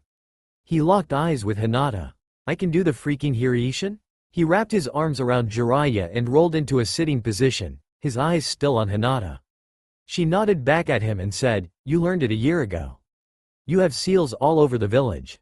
I didn't think you would be able to use it without your memory, but I guess it's one of those body memories Kurama mentioned." Naruto laughed again, adrenaline still flooding his system. Katsu was frowning at him, looking deeply upset about something. "You really don't remember?" he asked quietly, his dark eyes drilling holes into Naruto. Don't remember what? Everyone looked down at Jiraiya, suddenly remembering he was there. The toddler twisted in Naruto's lap to look up at him and asked again. Don't remember what, Papa? Naruto froze, trying to think up an excuse. Hinata saved him once again. Nothing, Froggy. Why don't you go play again? I think us adults are going to talk about some boring things for a while. Jiraiya made a face, sticking his tongue out, and then scrambled out of Naruto's lap. He made strange crashing noises as he sprinted forward and then froze, striking a pose, and then doing it again as he ran across the training ground, and Naruto realized he was pretending to use the Hiraishin. Hinata turned to the Chunin, still huddled around Naruto. Please, don't mention anything about Naruto's memory loss in front of Jiraiya. I still haven't figured out how to explain it, and I don't want him to get hurt. Kyoto and Itsuki nodded, and Katsu looked at the ground, his toe digging a hole in the grass. Sorry, Hinata-sensei. It's just strange. His dark eyes met Naruto's for a brief moment, searching, before he looked away again hurriedly. The uncomfortable silence rankled at Naruto, and he decided to try to ease the tension. So how long have you kiddies been my genin? He asked, forcing an easy smile on his lips, the old mask settling into place.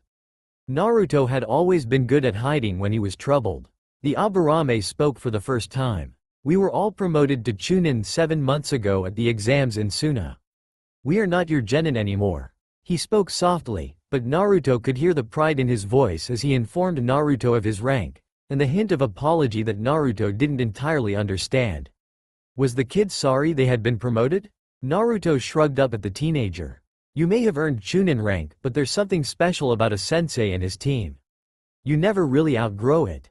I may not remember it, but you three will always be my cute little genin. As Naruto said it, he felt the truth of it. These kids were his and he would always try to help them. He watched as any lingering worries left Kyoto's and Itsuki's expressions, and even Katsu seemed a little relieved. You four became the new Team 7 a little over 3 years ago, Hinata informed him. Naruto mulled that over, wondering what had changed 3 years ago. Naruto had never thought about taking a team. He'd never had the time, between training himself, working with Jiraiya and then the war breaking out. Naruto's 2 main goals had consisted of becoming Hokage and bring Sasuke home, not necessarily in that order. The missing pieces that had led him to a wife, a son, and a genin team had not even been conceived as part of the picture. After the war had been won, Naruto's first intention had been to find Sasuke. The Uchiha had managed to slip away in the confusion of victory, and Naruto had wanted nothing more than to take off after him. Politics had gotten in the way, as they always do. Although peace had been established and the nations had united, it was a tenuous footing. The leaders and shinobi of the elemental lands had forged bonds in the face of death and would defend them with their lives, but the civilians had not.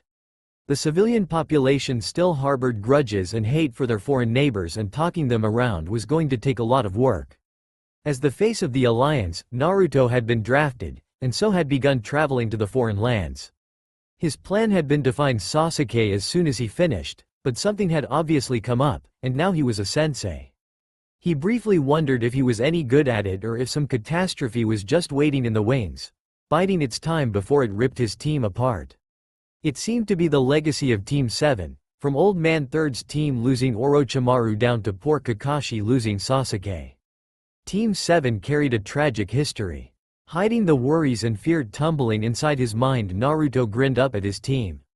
Well, are we any good? He asked cheerily. Kyoto laughed and nodded. We're the best, she answered idly. However, speaking of teams. Her voice trailed off as she glanced between Katsu and Itsuki. Yes, we had best be on our way, the Aburame said quietly. Naruto frowned a little. Despite the unexpectedness, he was beginning to look forward to getting to know his team. What's the rush? We have a mission, Katsu answered. We were beginning to doubt if you would show before we had to leave. Although he was disappointed, Naruto couldn't fault them for having work to do. He may have felt like he'd been dropped into this labyrinth of a new life, but for everyone else today was just another day. When do you get back? Hinata asked. Katsu told her it wouldn't be for a few days, and she nodded in understanding. Well, when you get home I'll make you all dinner. It's been a while since you've all been over. The 3 younger shinobi all agreed heartily and then said their farewells and left. Naruto turned to Hinata and heaved out a breath. That wasn't so bad. She arched her eyebrows a bit uncertainly, but gave him a small smile. I'm sorry. All of these things keep springing up before I can think of them, and then you had to deal with them. I thought we agreed no sorries, Naruto chided her gently. He rose to his feet, facing her, and dug his hands into his pockets. None of this is your fault, Hinata. And I'm getting used to it. I don't think I'd even be surprised if you told me Sasuke had come back to the village. Naruto said it cynically, a dark chuckle accompanying the comment. A moment after he said it, Naruto noticed Hinata's silence and looked up from the ground to stare at her profile as she avoided his eyes. She peeked at him guiltily from under the fringe of her bangs, and Naruto felt his knees give out a little. He stared at her for a moment more. You're kidding, he said, grasping at straws. No way in hell. Hinata bit her bottom lip, and Naruto could tell that she was debating how much she could tell him. He blinked at her owlishly for a moment and then nodded decisively once. Nope, he said. I was wrong. I'm not getting used to it, and I can definitely still be surprised. When did that happen? About 3 years ago. You never really told me the details and I never bothered to ask, so I don't know how you did it. Hinata was watching him carefully, speaking softly and gently, trying to soothe him. Naruto rubbed the bridge of his nose as a headache built up behind his eyes. They had gotten a late start this morning, but it was barely past noon. All he wanted was to go back to bed. He rubbed his hands over his face and took a deep breath. He spoke through his hands. Is he in the village? Hinata shrugged. I'm not sure. He may have taken a mission. We can stop by his apartment and see if you'd like. Naruto considered her offer for a moment before shaking his head. No, I'll deal with him later. I don't think I'm ready for that confrontation. Naruto laughed darkly, finding the irony amusing. Of course, after wanting nothing more than to see Sasuke again, now that the opportunity had arrived, Naruto found himself unprepared for it. Tell me more about my team. Kyoto and Itsuki seemed to roll with the punches, but Katsu seemed pretty thrown off by all of this. Hinata nodded, looking a little upset herself. He would take it the hardest. Itsuki is an Aburame, there isn't much that can throw them off balance, and Kyoto is like you.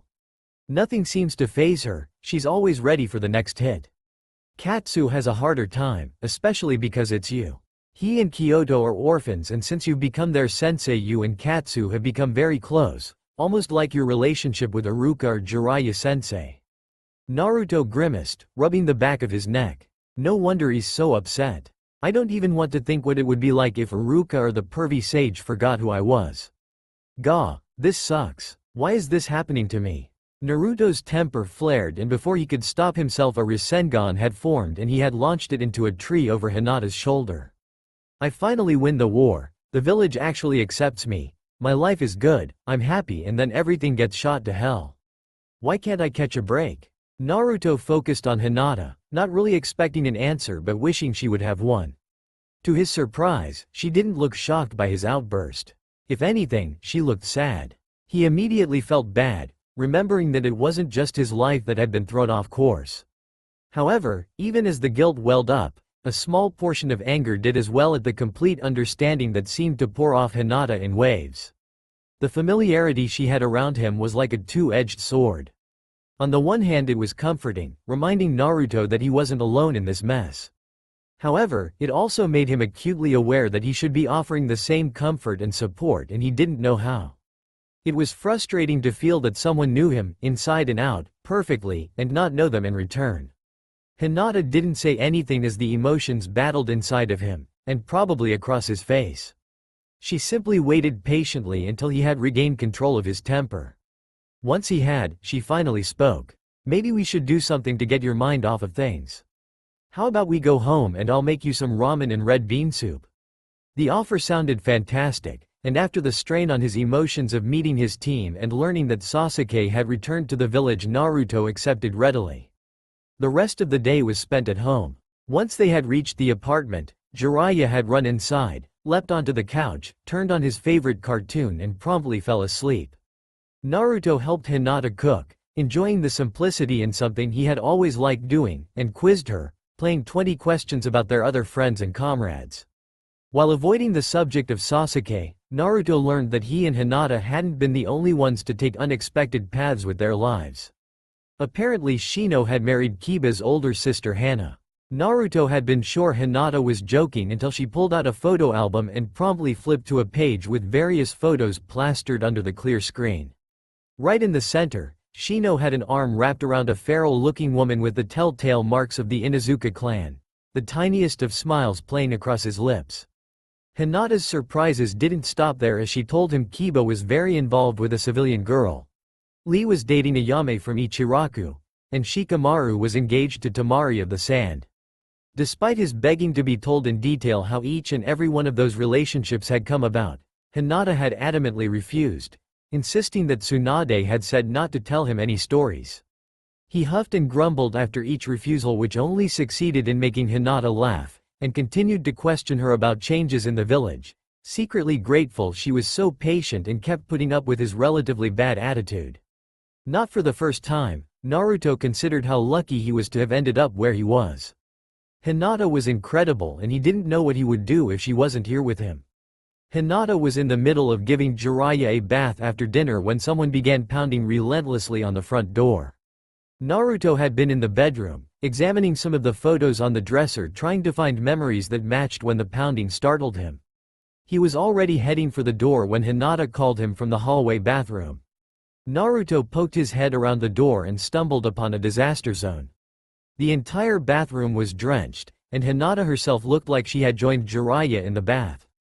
Dressed in a dark blue tank top and shorts, Naruto caught himself admiring the way the wet shirt and shorts clung to her form. Even her hair, which had been tied up in a neat loose bun, looked pretty as a few stray wet locks hung down around her face. "I'm sorry, but could you answer that?" she asked, trying to catch Jiraiya's little arms as he splashed at the water. "I think I look like a drowned rat, and I need to get him out of here." Forcing his brain to focus on something other than Hinata's body, Naruto nodded his head and quickly fled the bathroom, scolding himself for thinking about Hinata like the pervy sage. The knocking still hadn't stopped by the time he reached the door, and Naruto vaguely wondered how sore the person's knuckles were before he pulled it open and found himself face to face with Hanabi Hyuga. "Is it true?" she asked, before he could even think to say hello. "Huh?" was his eloquent response as he blinked owlishly at her. "Is my sister here?" Hanabi asked instead, quickly changing tactics. Yeah," Naruto answered, glad he knew at least one right answer, and opened the door a little wider to let her in. She was just giving Jiraiya a bath. "Hanabi?" Both turned to look across the living room. Hinata stood at the end of the hallway, holding a towel-swaddled Jiraiya who waved at his aunt happily, with a look of complete shock on her face. "What are you doing here? I thought you weren't supposed to get back for another 3 days? We finished early and wanted to get home. Father told me what happened, but I didn't believe it, so I came to see for myself." Turning to Naruto, the young prodigy nailed him with a fierce icy stare. "Is it true?" Naruto was fairly certain that if he answered in the affirmative he would not live to see tomorrow, and fumbled over his words. Hinata answered for him. "Yes, Hanabi, it's true. However, I would appreciate it if you wouldn't spread the fact around. Especially to the elders. We don't entirely know what is going on or how long it will last, and I would prefer not to have more noses poking around than we have to." Hanabi opened her mouth to reply, but Hinata cut her off. "I need to get Jiraiya in bed. Can you wait until then? I will try to answer you as best I can." Hanabi's eyes darted between her sister and Naruto before she nodded once sharply. Hinata gave them one last worried look before stepping out of the room. Hanabi's eyes returned to Naruto, looking him up and down critically. Doing the quick math in his head, Naruto figured she must be about 18 now and wondered how her relationship with Hinata had changed, and what she thought of her sister's husband. Admittedly, Naruto did not have a lot of experience with the Hyuga. He knew they were generally considered rigid, old-fashioned, proud, and powerful, but the vast majority of his exposure to the clan had been through Neji and Hinata, and he knew that neither were really prime examples of the family. Neji had been once, but had undergone a drastic change after their first Chunin exams. Hinata had never been a typical Hyuga. Naruto had experienced few dealings with Hinata's father, Hiashi, but had come away with the impression that he was a stern man, and their incredibly brief meeting at the hospital the day before had left him with a burning curiosity to know what the man thought about his eldest daughter's marriage to the village demon pariah turned hero. With one issue after another slamming into him faster than he could keep up, Hinata's kid sister had not even entered his mind. Her icy stare left him after a moment and she sat stiffly on the far end of the couch. Trying to ignore the tension in the air, Naruto sat on the opposite end of the other couch, sitting diagonally across the coffee table from Hanabi. He expected her to wait for Hinata to return and so was once again caught off guard when she spoke. "Are you okay?" Her fierce expression was softened somewhat, surprising Naruto. She looked at him with genuine concern. He floundered for a moment, trying to decide if he was okay or not. And if he should answer her honestly or not. Heaving a sigh, he shrugged his shoulders. "I don't really know. Every time I turn around there's something new that I never even dreamed of being a part of my life. Hinata, Jiraiya, a genin team. I'd be lying if I said I'm handling it well." "You're doing fine." Hanabi's eyes snapped to somewhere over his shoulder and Naruto followed her gaze to see Hinata walking around the end of the couch. "No one can blame you for finding it difficult to wake up 5 years older." Not for the first time Naruto was both awed and indebted to Hinata's incredible patience and encouragement. She sat down next to him, leaving a comfortable space between, and Naruto caught himself wishing she had sat closer as he watched the few strands that had escaped her bun play around her cheekbones and neck. "So what's going on?" Hanabi asked bluntly. Hinata quickly laid out the situation, falling into a routine of sorts as she repeated the story. Hanabi's eyes never left her face and she listened with a single-mindedness that surprised Naruto. When Hinata finished, Hanabi leaned back into the couch and folded her arms across her stomach, biting a thumbnail with a frown. "Konohamaru's not going to be happy when he finds out." Naruto's stomach sank at the mention of his young friend. He cherished and appreciated every single friendship he was lucky enough to have, he really did. But the more time he spent without his memories, the more he was beginning to wish he didn't know so many people. Explaining the situation was beginning to wear on him and he had already become fed up with grasping at absent memories. "So there's nothing we can do?" Hanabi's dismayed question brought him out of his pondering. "What about the Nara? That entire clan is full of geniuses. Or the Yamanaka? Why not send one of them into your head?" Naruto shrugged, balancing his elbows on his knees. "I don't know about the Nara clan, but Kurama doesn't like people fooling around in my head.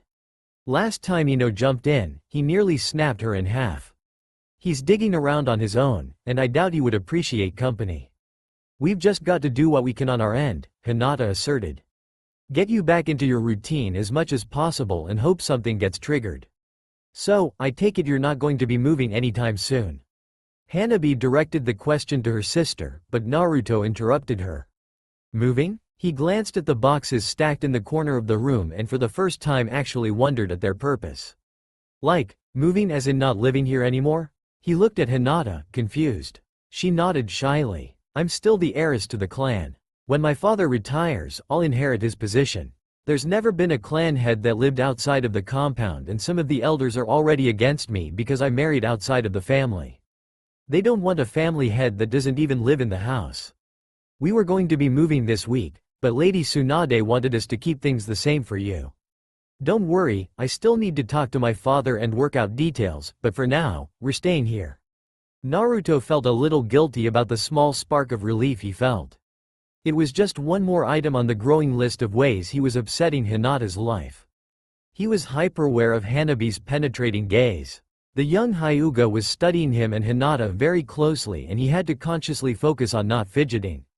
Before long, however, Hanabi stood decisively. "Sorry I barged in, I just had to see it for myself." Hanabi paused for a moment, as if debating whether to continue or not. "Let me know if there's anything I can do, okay?" Hinata nodded and showed her sister to the door. The atmosphere as Naruto got into bed that night was tense, despite his wishes that he could do something, and it took him a while before he fell into restless sleep. The next few days passed with little fanfare or progress. When Hinata told Naruto he was always doing something different on his days off without much of a routine, he took advantage of that and used it as an excuse to hide in the apartment. He delved into photo albums, forcing himself to look at the pictures he didn't remember. A constant migraine plagued him as he spent hours and hours stretching his mind, trying to remember anything. Hinata knew he was hiding out, but couldn't find it in herself to force him very far. She tried all she could to prod his memory with no success and instead began finding ways to distract him from dwelling on the problem. Jiraiya was her favorite tactic. The little toddler was always eager for quality time with his father, and he relished the new game of teaching his father all of their old games. Although Jiraiya didn't understand his father's situation beyond that he was sick, he wasted no opportunity to force his father to his bidding.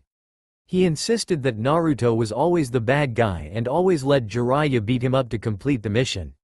He promised Naruto that he had perfected hitting moving targets and that Naruto absolutely must stand still so Jiraiya could throw his toy kunai and shuriken accurately at him.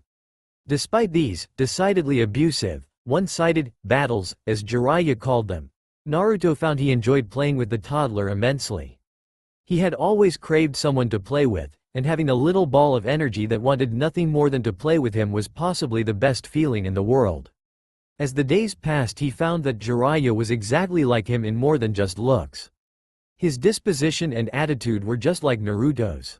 The toddler always had a smile on his face. His lips would stretch wide, pushing his chubby cheeks up and making him squint as he giggled, reminding Naruto distinctly of Hinata. He was also something of a daredevil. Jiraiya was always trying to leap off of something, be it a chair, the back of the couch, or out of Naruto's arms. He liked to make noise and be the center of attention, and Naruto quickly fell in love with the boy. The duo was in the middle of reenacting some imaginary battle with Jiraiya's many action figures and plushies when Hinata interrupted them. She had just returned from a meeting at the compound and she knelt on Jiraiya's bedroom floor to speak to him. "Naruto?" she asked, softly calling his attention. Jiraiya continued on babbling mostly nonsense as he smashed his stuffed toad into a small shoden figure. Naruto was only half paying attention as one of his plastic figures engaged Jiraiya's toad plushie in Mortal Kombat. "Yeah, Hinata?" he asked distractedly, lifting his figure high into the air to flee from the toad, complete with swooshing sound effects. "When I was at the meeting today, I had to inform the elders of our situation." Naruto tried not to react to her words. The clan was bound to find out eventually. "My father asked how you were doing. He would like to have lunch with us this afternoon." The figure in Naruto's hand slipped from his fingers, forgotten, and fell to the carpet where Jiraiya promptly slammed his toad on it, pounding it over and over again. Naruto's full attention was now completely on Hinata as he stared at her, wide-eyed with his jaw hanging slack. "The head of the Hyuga clan asked to have lunch with me?" he repeated, shocked. Hinata nodded, watching him worriedly, and Naruto hastily rearranged his expression. He had already discovered he did not like worrying Hinata. It twisted something in his gut and made him anxious to fix every wrong in the world when she was upset. Okay, where do we meet him?" A deep sense of foreboding welled up inside of him, but Naruto couldn't think of a way to refuse, arguably, the most powerful man in the village. 2 hours later, Naruto found himself sitting across a dining table from Hiyashi Hyuga. The food was excellent and Hinata had led most of the conversation, speaking with her father about issues that had been discussed in the council meeting earlier that day. Naruto was only too happy to be forgotten. Eventually, however, Hiyashi's purpose for asking to meet with him arose and he excused his daughter. "Hinata, I wonder if you could give us some time alone. I would like to have a talk with Naruto, man to man." It was as good as an order and there was little Hinata could do to deny it. She gave Naruto an encouraging smile and then slipped out the door. Naruto could count the times he had been alone with the Hyuga clan head on one hand and still have all 5 fingers. Again, the burning desire to know exactly what Hiyashi Hyuga thought of his daughter's marriage to the demon container flared in his mind. Hiyashi poured himself another saucer of sake and sipped it primly, still managing to look like the overwhelmingly capable shinobi that had sent stone shinobi running for the hills. Somewhere on the edges of his consciousness, Naruto remembered that this man had killed a man for trying to kidnap his heiress. Without warning, Hiyashi's full attention was on Naruto, pinning him in place with those infamous pearly eyes. His stare wasn't outright hostile, but Naruto had found Hyuga eyes to be a bit unsettling ever since the day he had watched Hinata and Neji face off as genin. There was simply a dangerous calculating intelligence in those white eyes that gave away nothing. "Hinata has told me you have been making little progress." Hiyashi's voice was deceptively quiet, but his words still felt like senbon needles. Although it was irrational, Naruto felt as if Hiyashi was blaming him for the loss of his memory. Resisting the urge to cringe, Naruto shrugged. If she's told you I've made progress, she's been overwhelmingly generous. I haven't remembered anything. Hiyashi nodded, apparently unsurprised. How have you been dealing with things? I'd imagine suddenly having a wife and son has shown its challenges. Naruto wasn't sure what Hiyashi was getting at, but he could tell when he was in dangerous waters. Yeah, he admitted reluctantly. It's been hard. So many things are different from what I ever imagined my life being. Naruto saw Hiyashi's eyes harden and wondered if he had said something wrong. Perhaps you no longer want them? He asked cryptically. Naruto's confusion must have shown on his face because Hiyashi continued before he could reply. After all, you remember being an 18-year-old hero with every possibility before your feet. Now you find yourself tied to one woman that you have never considered before and a child. Where are you going with this? Naruto interrupted, refusing to feel bad for being rude. He had never been considered patient, and Hiyashi echoing doubts he had already considered was not pleasant. I am simply looking after the interests of my daughter and grandson, Hiyashi answered, his voice still calm but with a hint of anger. I have no wish to see either of them hurt simply because you are not ready for the commitment. Not I, nor anyone else I imagine, will blame you if you decide that this is not what you want.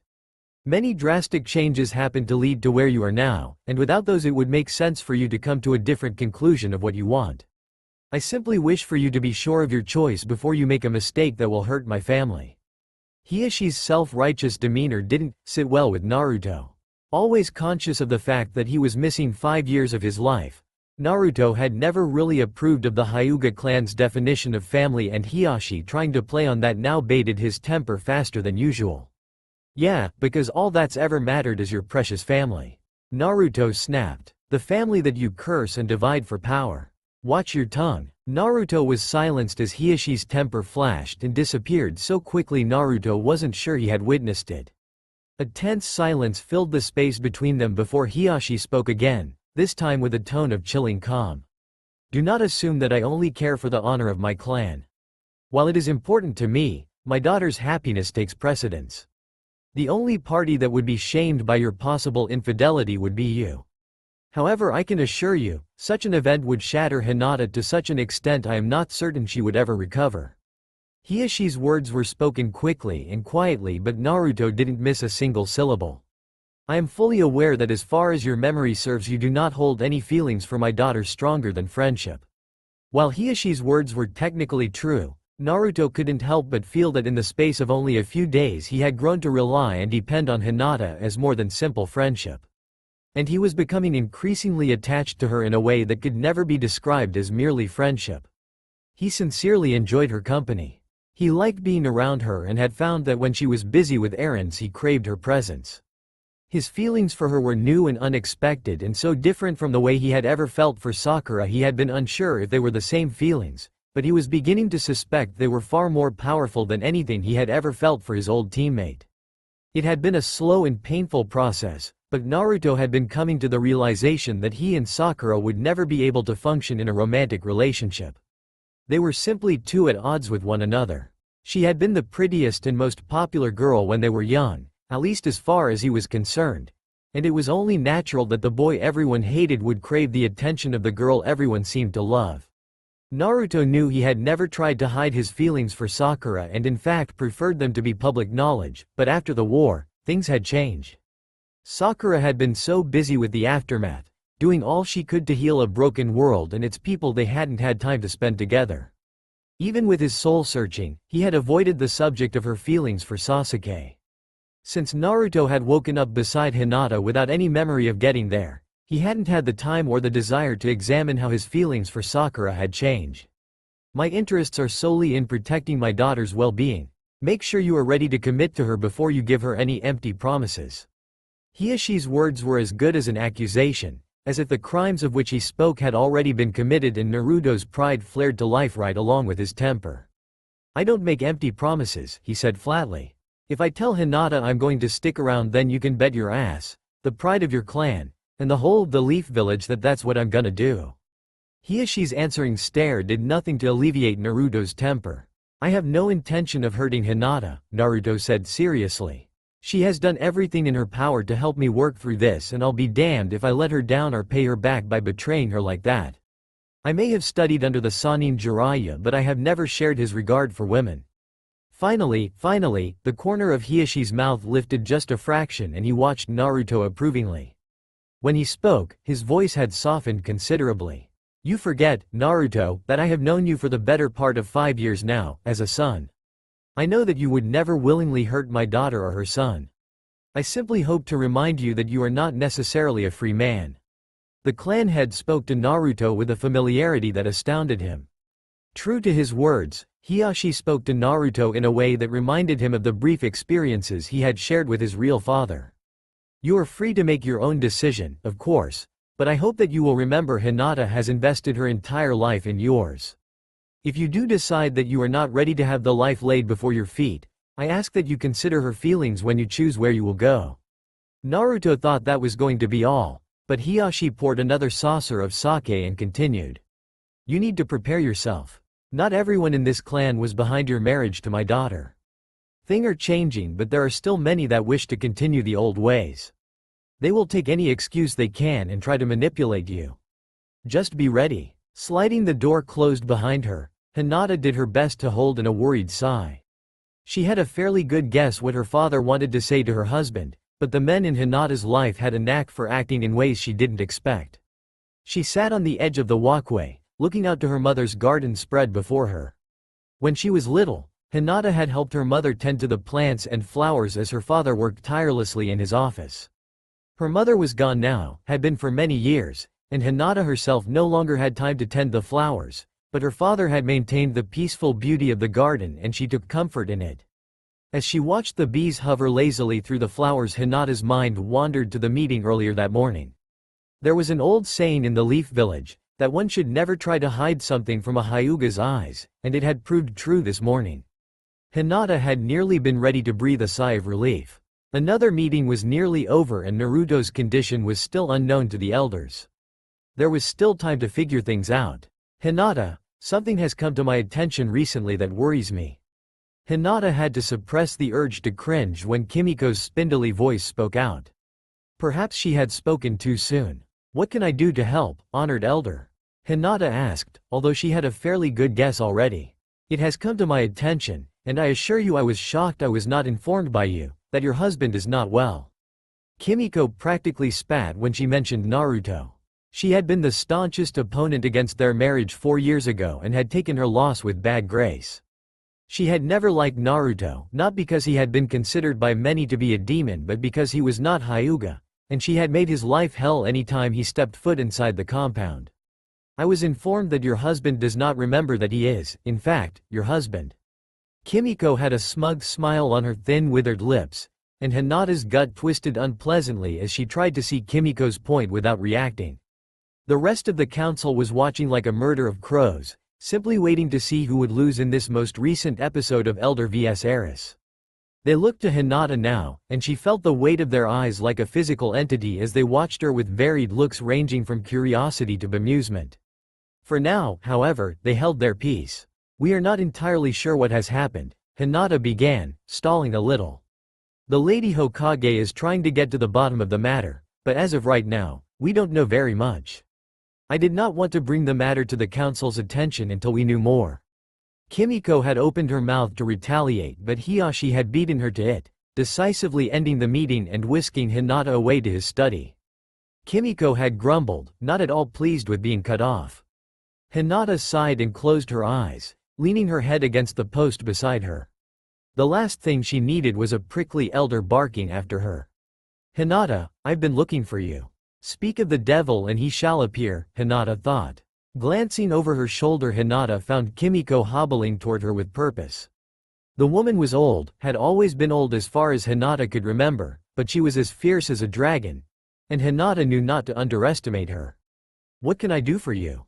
She asked tightly. Her short tone was bordering on impolite, but it wasn't enough for Kimiko to actually call her on it. Hinata knew she shouldn't be so spiteful, but a small amount of pride welled up inside her when the other woman's mouth tightened in disapproval. Will you still delay in returning to the estate? Hinata resisted the urge to roll her eyes at the woman's single-minded determination. Lady Tsunade has decided Naruto needs to be in a familiar place. Returning to the estate would only be detrimental to Hai. I am not asking about him. I am asking about you. Kimiko's voice was short and clipped, brushing aside Hinata's words. I am not going to leave my husband. But he's not your husband anymore, is he? Kimiko's chin lifted arrogantly, triumphantly. Perhaps the two of you are still legally bound, but he doesn't remember you, child. What must he think of you? A woman so desperate for him she will not even leave him in peace when he does not know her. I warned you from the beginning nothing good could come of this relationship. If you try to drag it out now, you will only bring shame to this family and heartache to yourself. You would do well to listen to your elders for once, Hinata. The old bat didn't give Hinata an opportunity to reply, but briskly continued down the hall, disappearing around the corner. Fighting the urge to scream, stamp her feet, and Jayuken something, Hinata huffed and pulled her hair over her shoulder. She's just trying to get in your head, Hinata, she reminded herself. Kimiko had played this same twisted game of cat and mouse with Hinata from the day she was reinstated as heiress. The woman's sole purpose in life was to see the old ways of the clan continued, and Hinata was a threat to that. Hinata had not even tried to hide the fact that she intended to abolish the caged bird seal at the first opportunity, among other changes, and Kimiko had done everything in her power to prevent it. When Naruto had formally given his support, he had become another target for the old woman. With his status as a war hero, the consort of the heiress, and an incredibly bright future as both a shinobi and possible Hokage, he held a lot of weight, even in clan matters. If Naruto was no longer a part of the equation, Hinata's work with the seal would be seriously delayed. Hinata had spoken with her father about the possibility of Naruto's situation being an attack by those who opposed her in the clan, but the idea was dismissed. The Hyuga did not have the means to erase someone's memory, that was the Yamanaka clan's area of expertise, and the Hyuga were too proud to involve others in their politics. No, Kimiko was simply taking advantage of the situation and trying to play on any possible uncertainties or misgivings Hinata may have. She's simply too good at what she does, Hinata thought bitterly. But she would not be rattled. Hinata had been dealing with overconfident snobby clansmen that underestimated her all her life. She would weather this storm as she had all the others. True to her nature, Hinata left the private words spoken between her husband and her father between them. She worried that her father had said something to upset Naruto, judging by his unusually quiet mood as they left the compound, but couldn't think of anything to say to cheer him up, especially without knowing what had upset him in the first place. Once again, she felt uncomfortably shy as she had when they were younger, and she had barely been able to even look at Naruto without fainting. She was struggling with decisions of her own and was puzzling over how to bring some of them to her husband's attention when Naruto gave a sharp intake of breath and ground to a halt beside her. She glanced up at him and then looked down the street in the direction he was watching to find a large group of people loitering against the rail of the bridge. She was unsure why such a group would upset Naruto, making him so tense so suddenly, when she heard Kiba's distinct yelling accompanied by a familiar bark. Looking closer at the group, Hinata realized that nearly all of their friends was gathered on the bridge that led back to their apartment. They're still your friends, Naruto. You can't hide from them forever. She laid a gentle hand on his arm, trying to comfort him and feeling slightly ashamed that she found comfort in the contact. This isn't about you, she reprimanded herself. They aren't going to be upset that you've lost your memory. At least, not upset with you. Naruto couldn't hold back a dark grin. Shino will. He took another moment to prepare himself before leading her toward their friends. Let's get this over with. It was Sasuke, standing on the edge of the gathering, who spotted them first.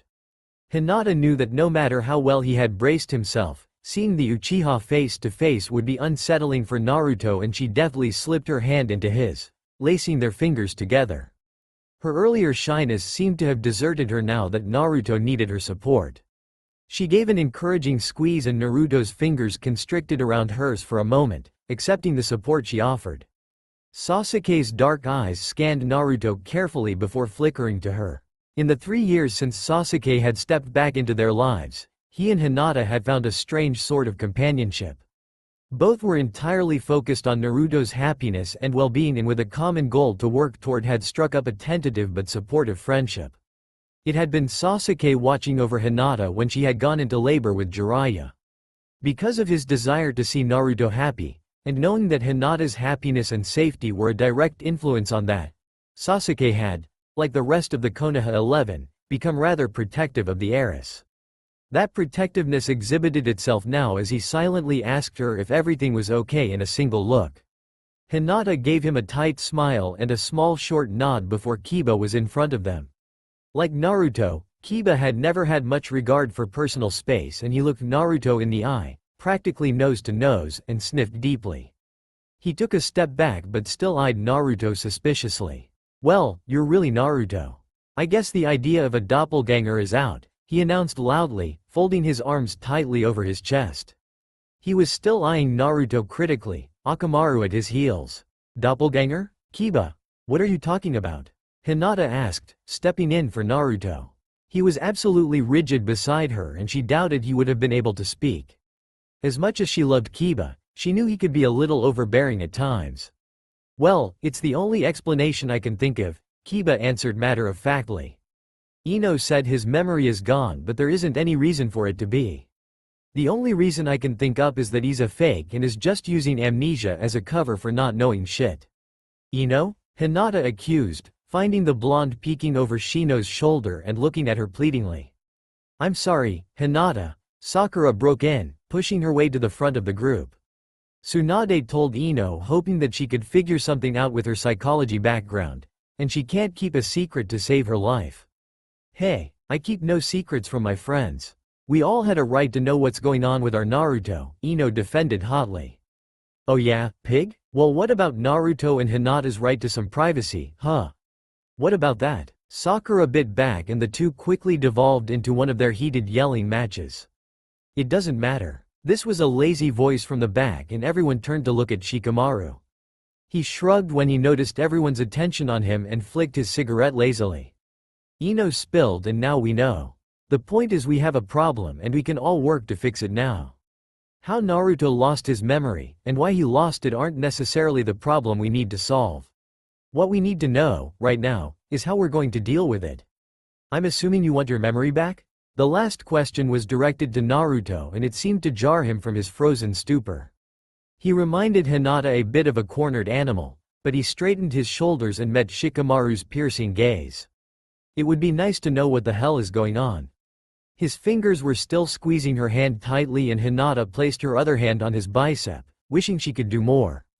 Shikamaru nodded and took a drag from his cigarette. "There you have it. So since none of us have managed to think of any solution in the past hour, I'm going home.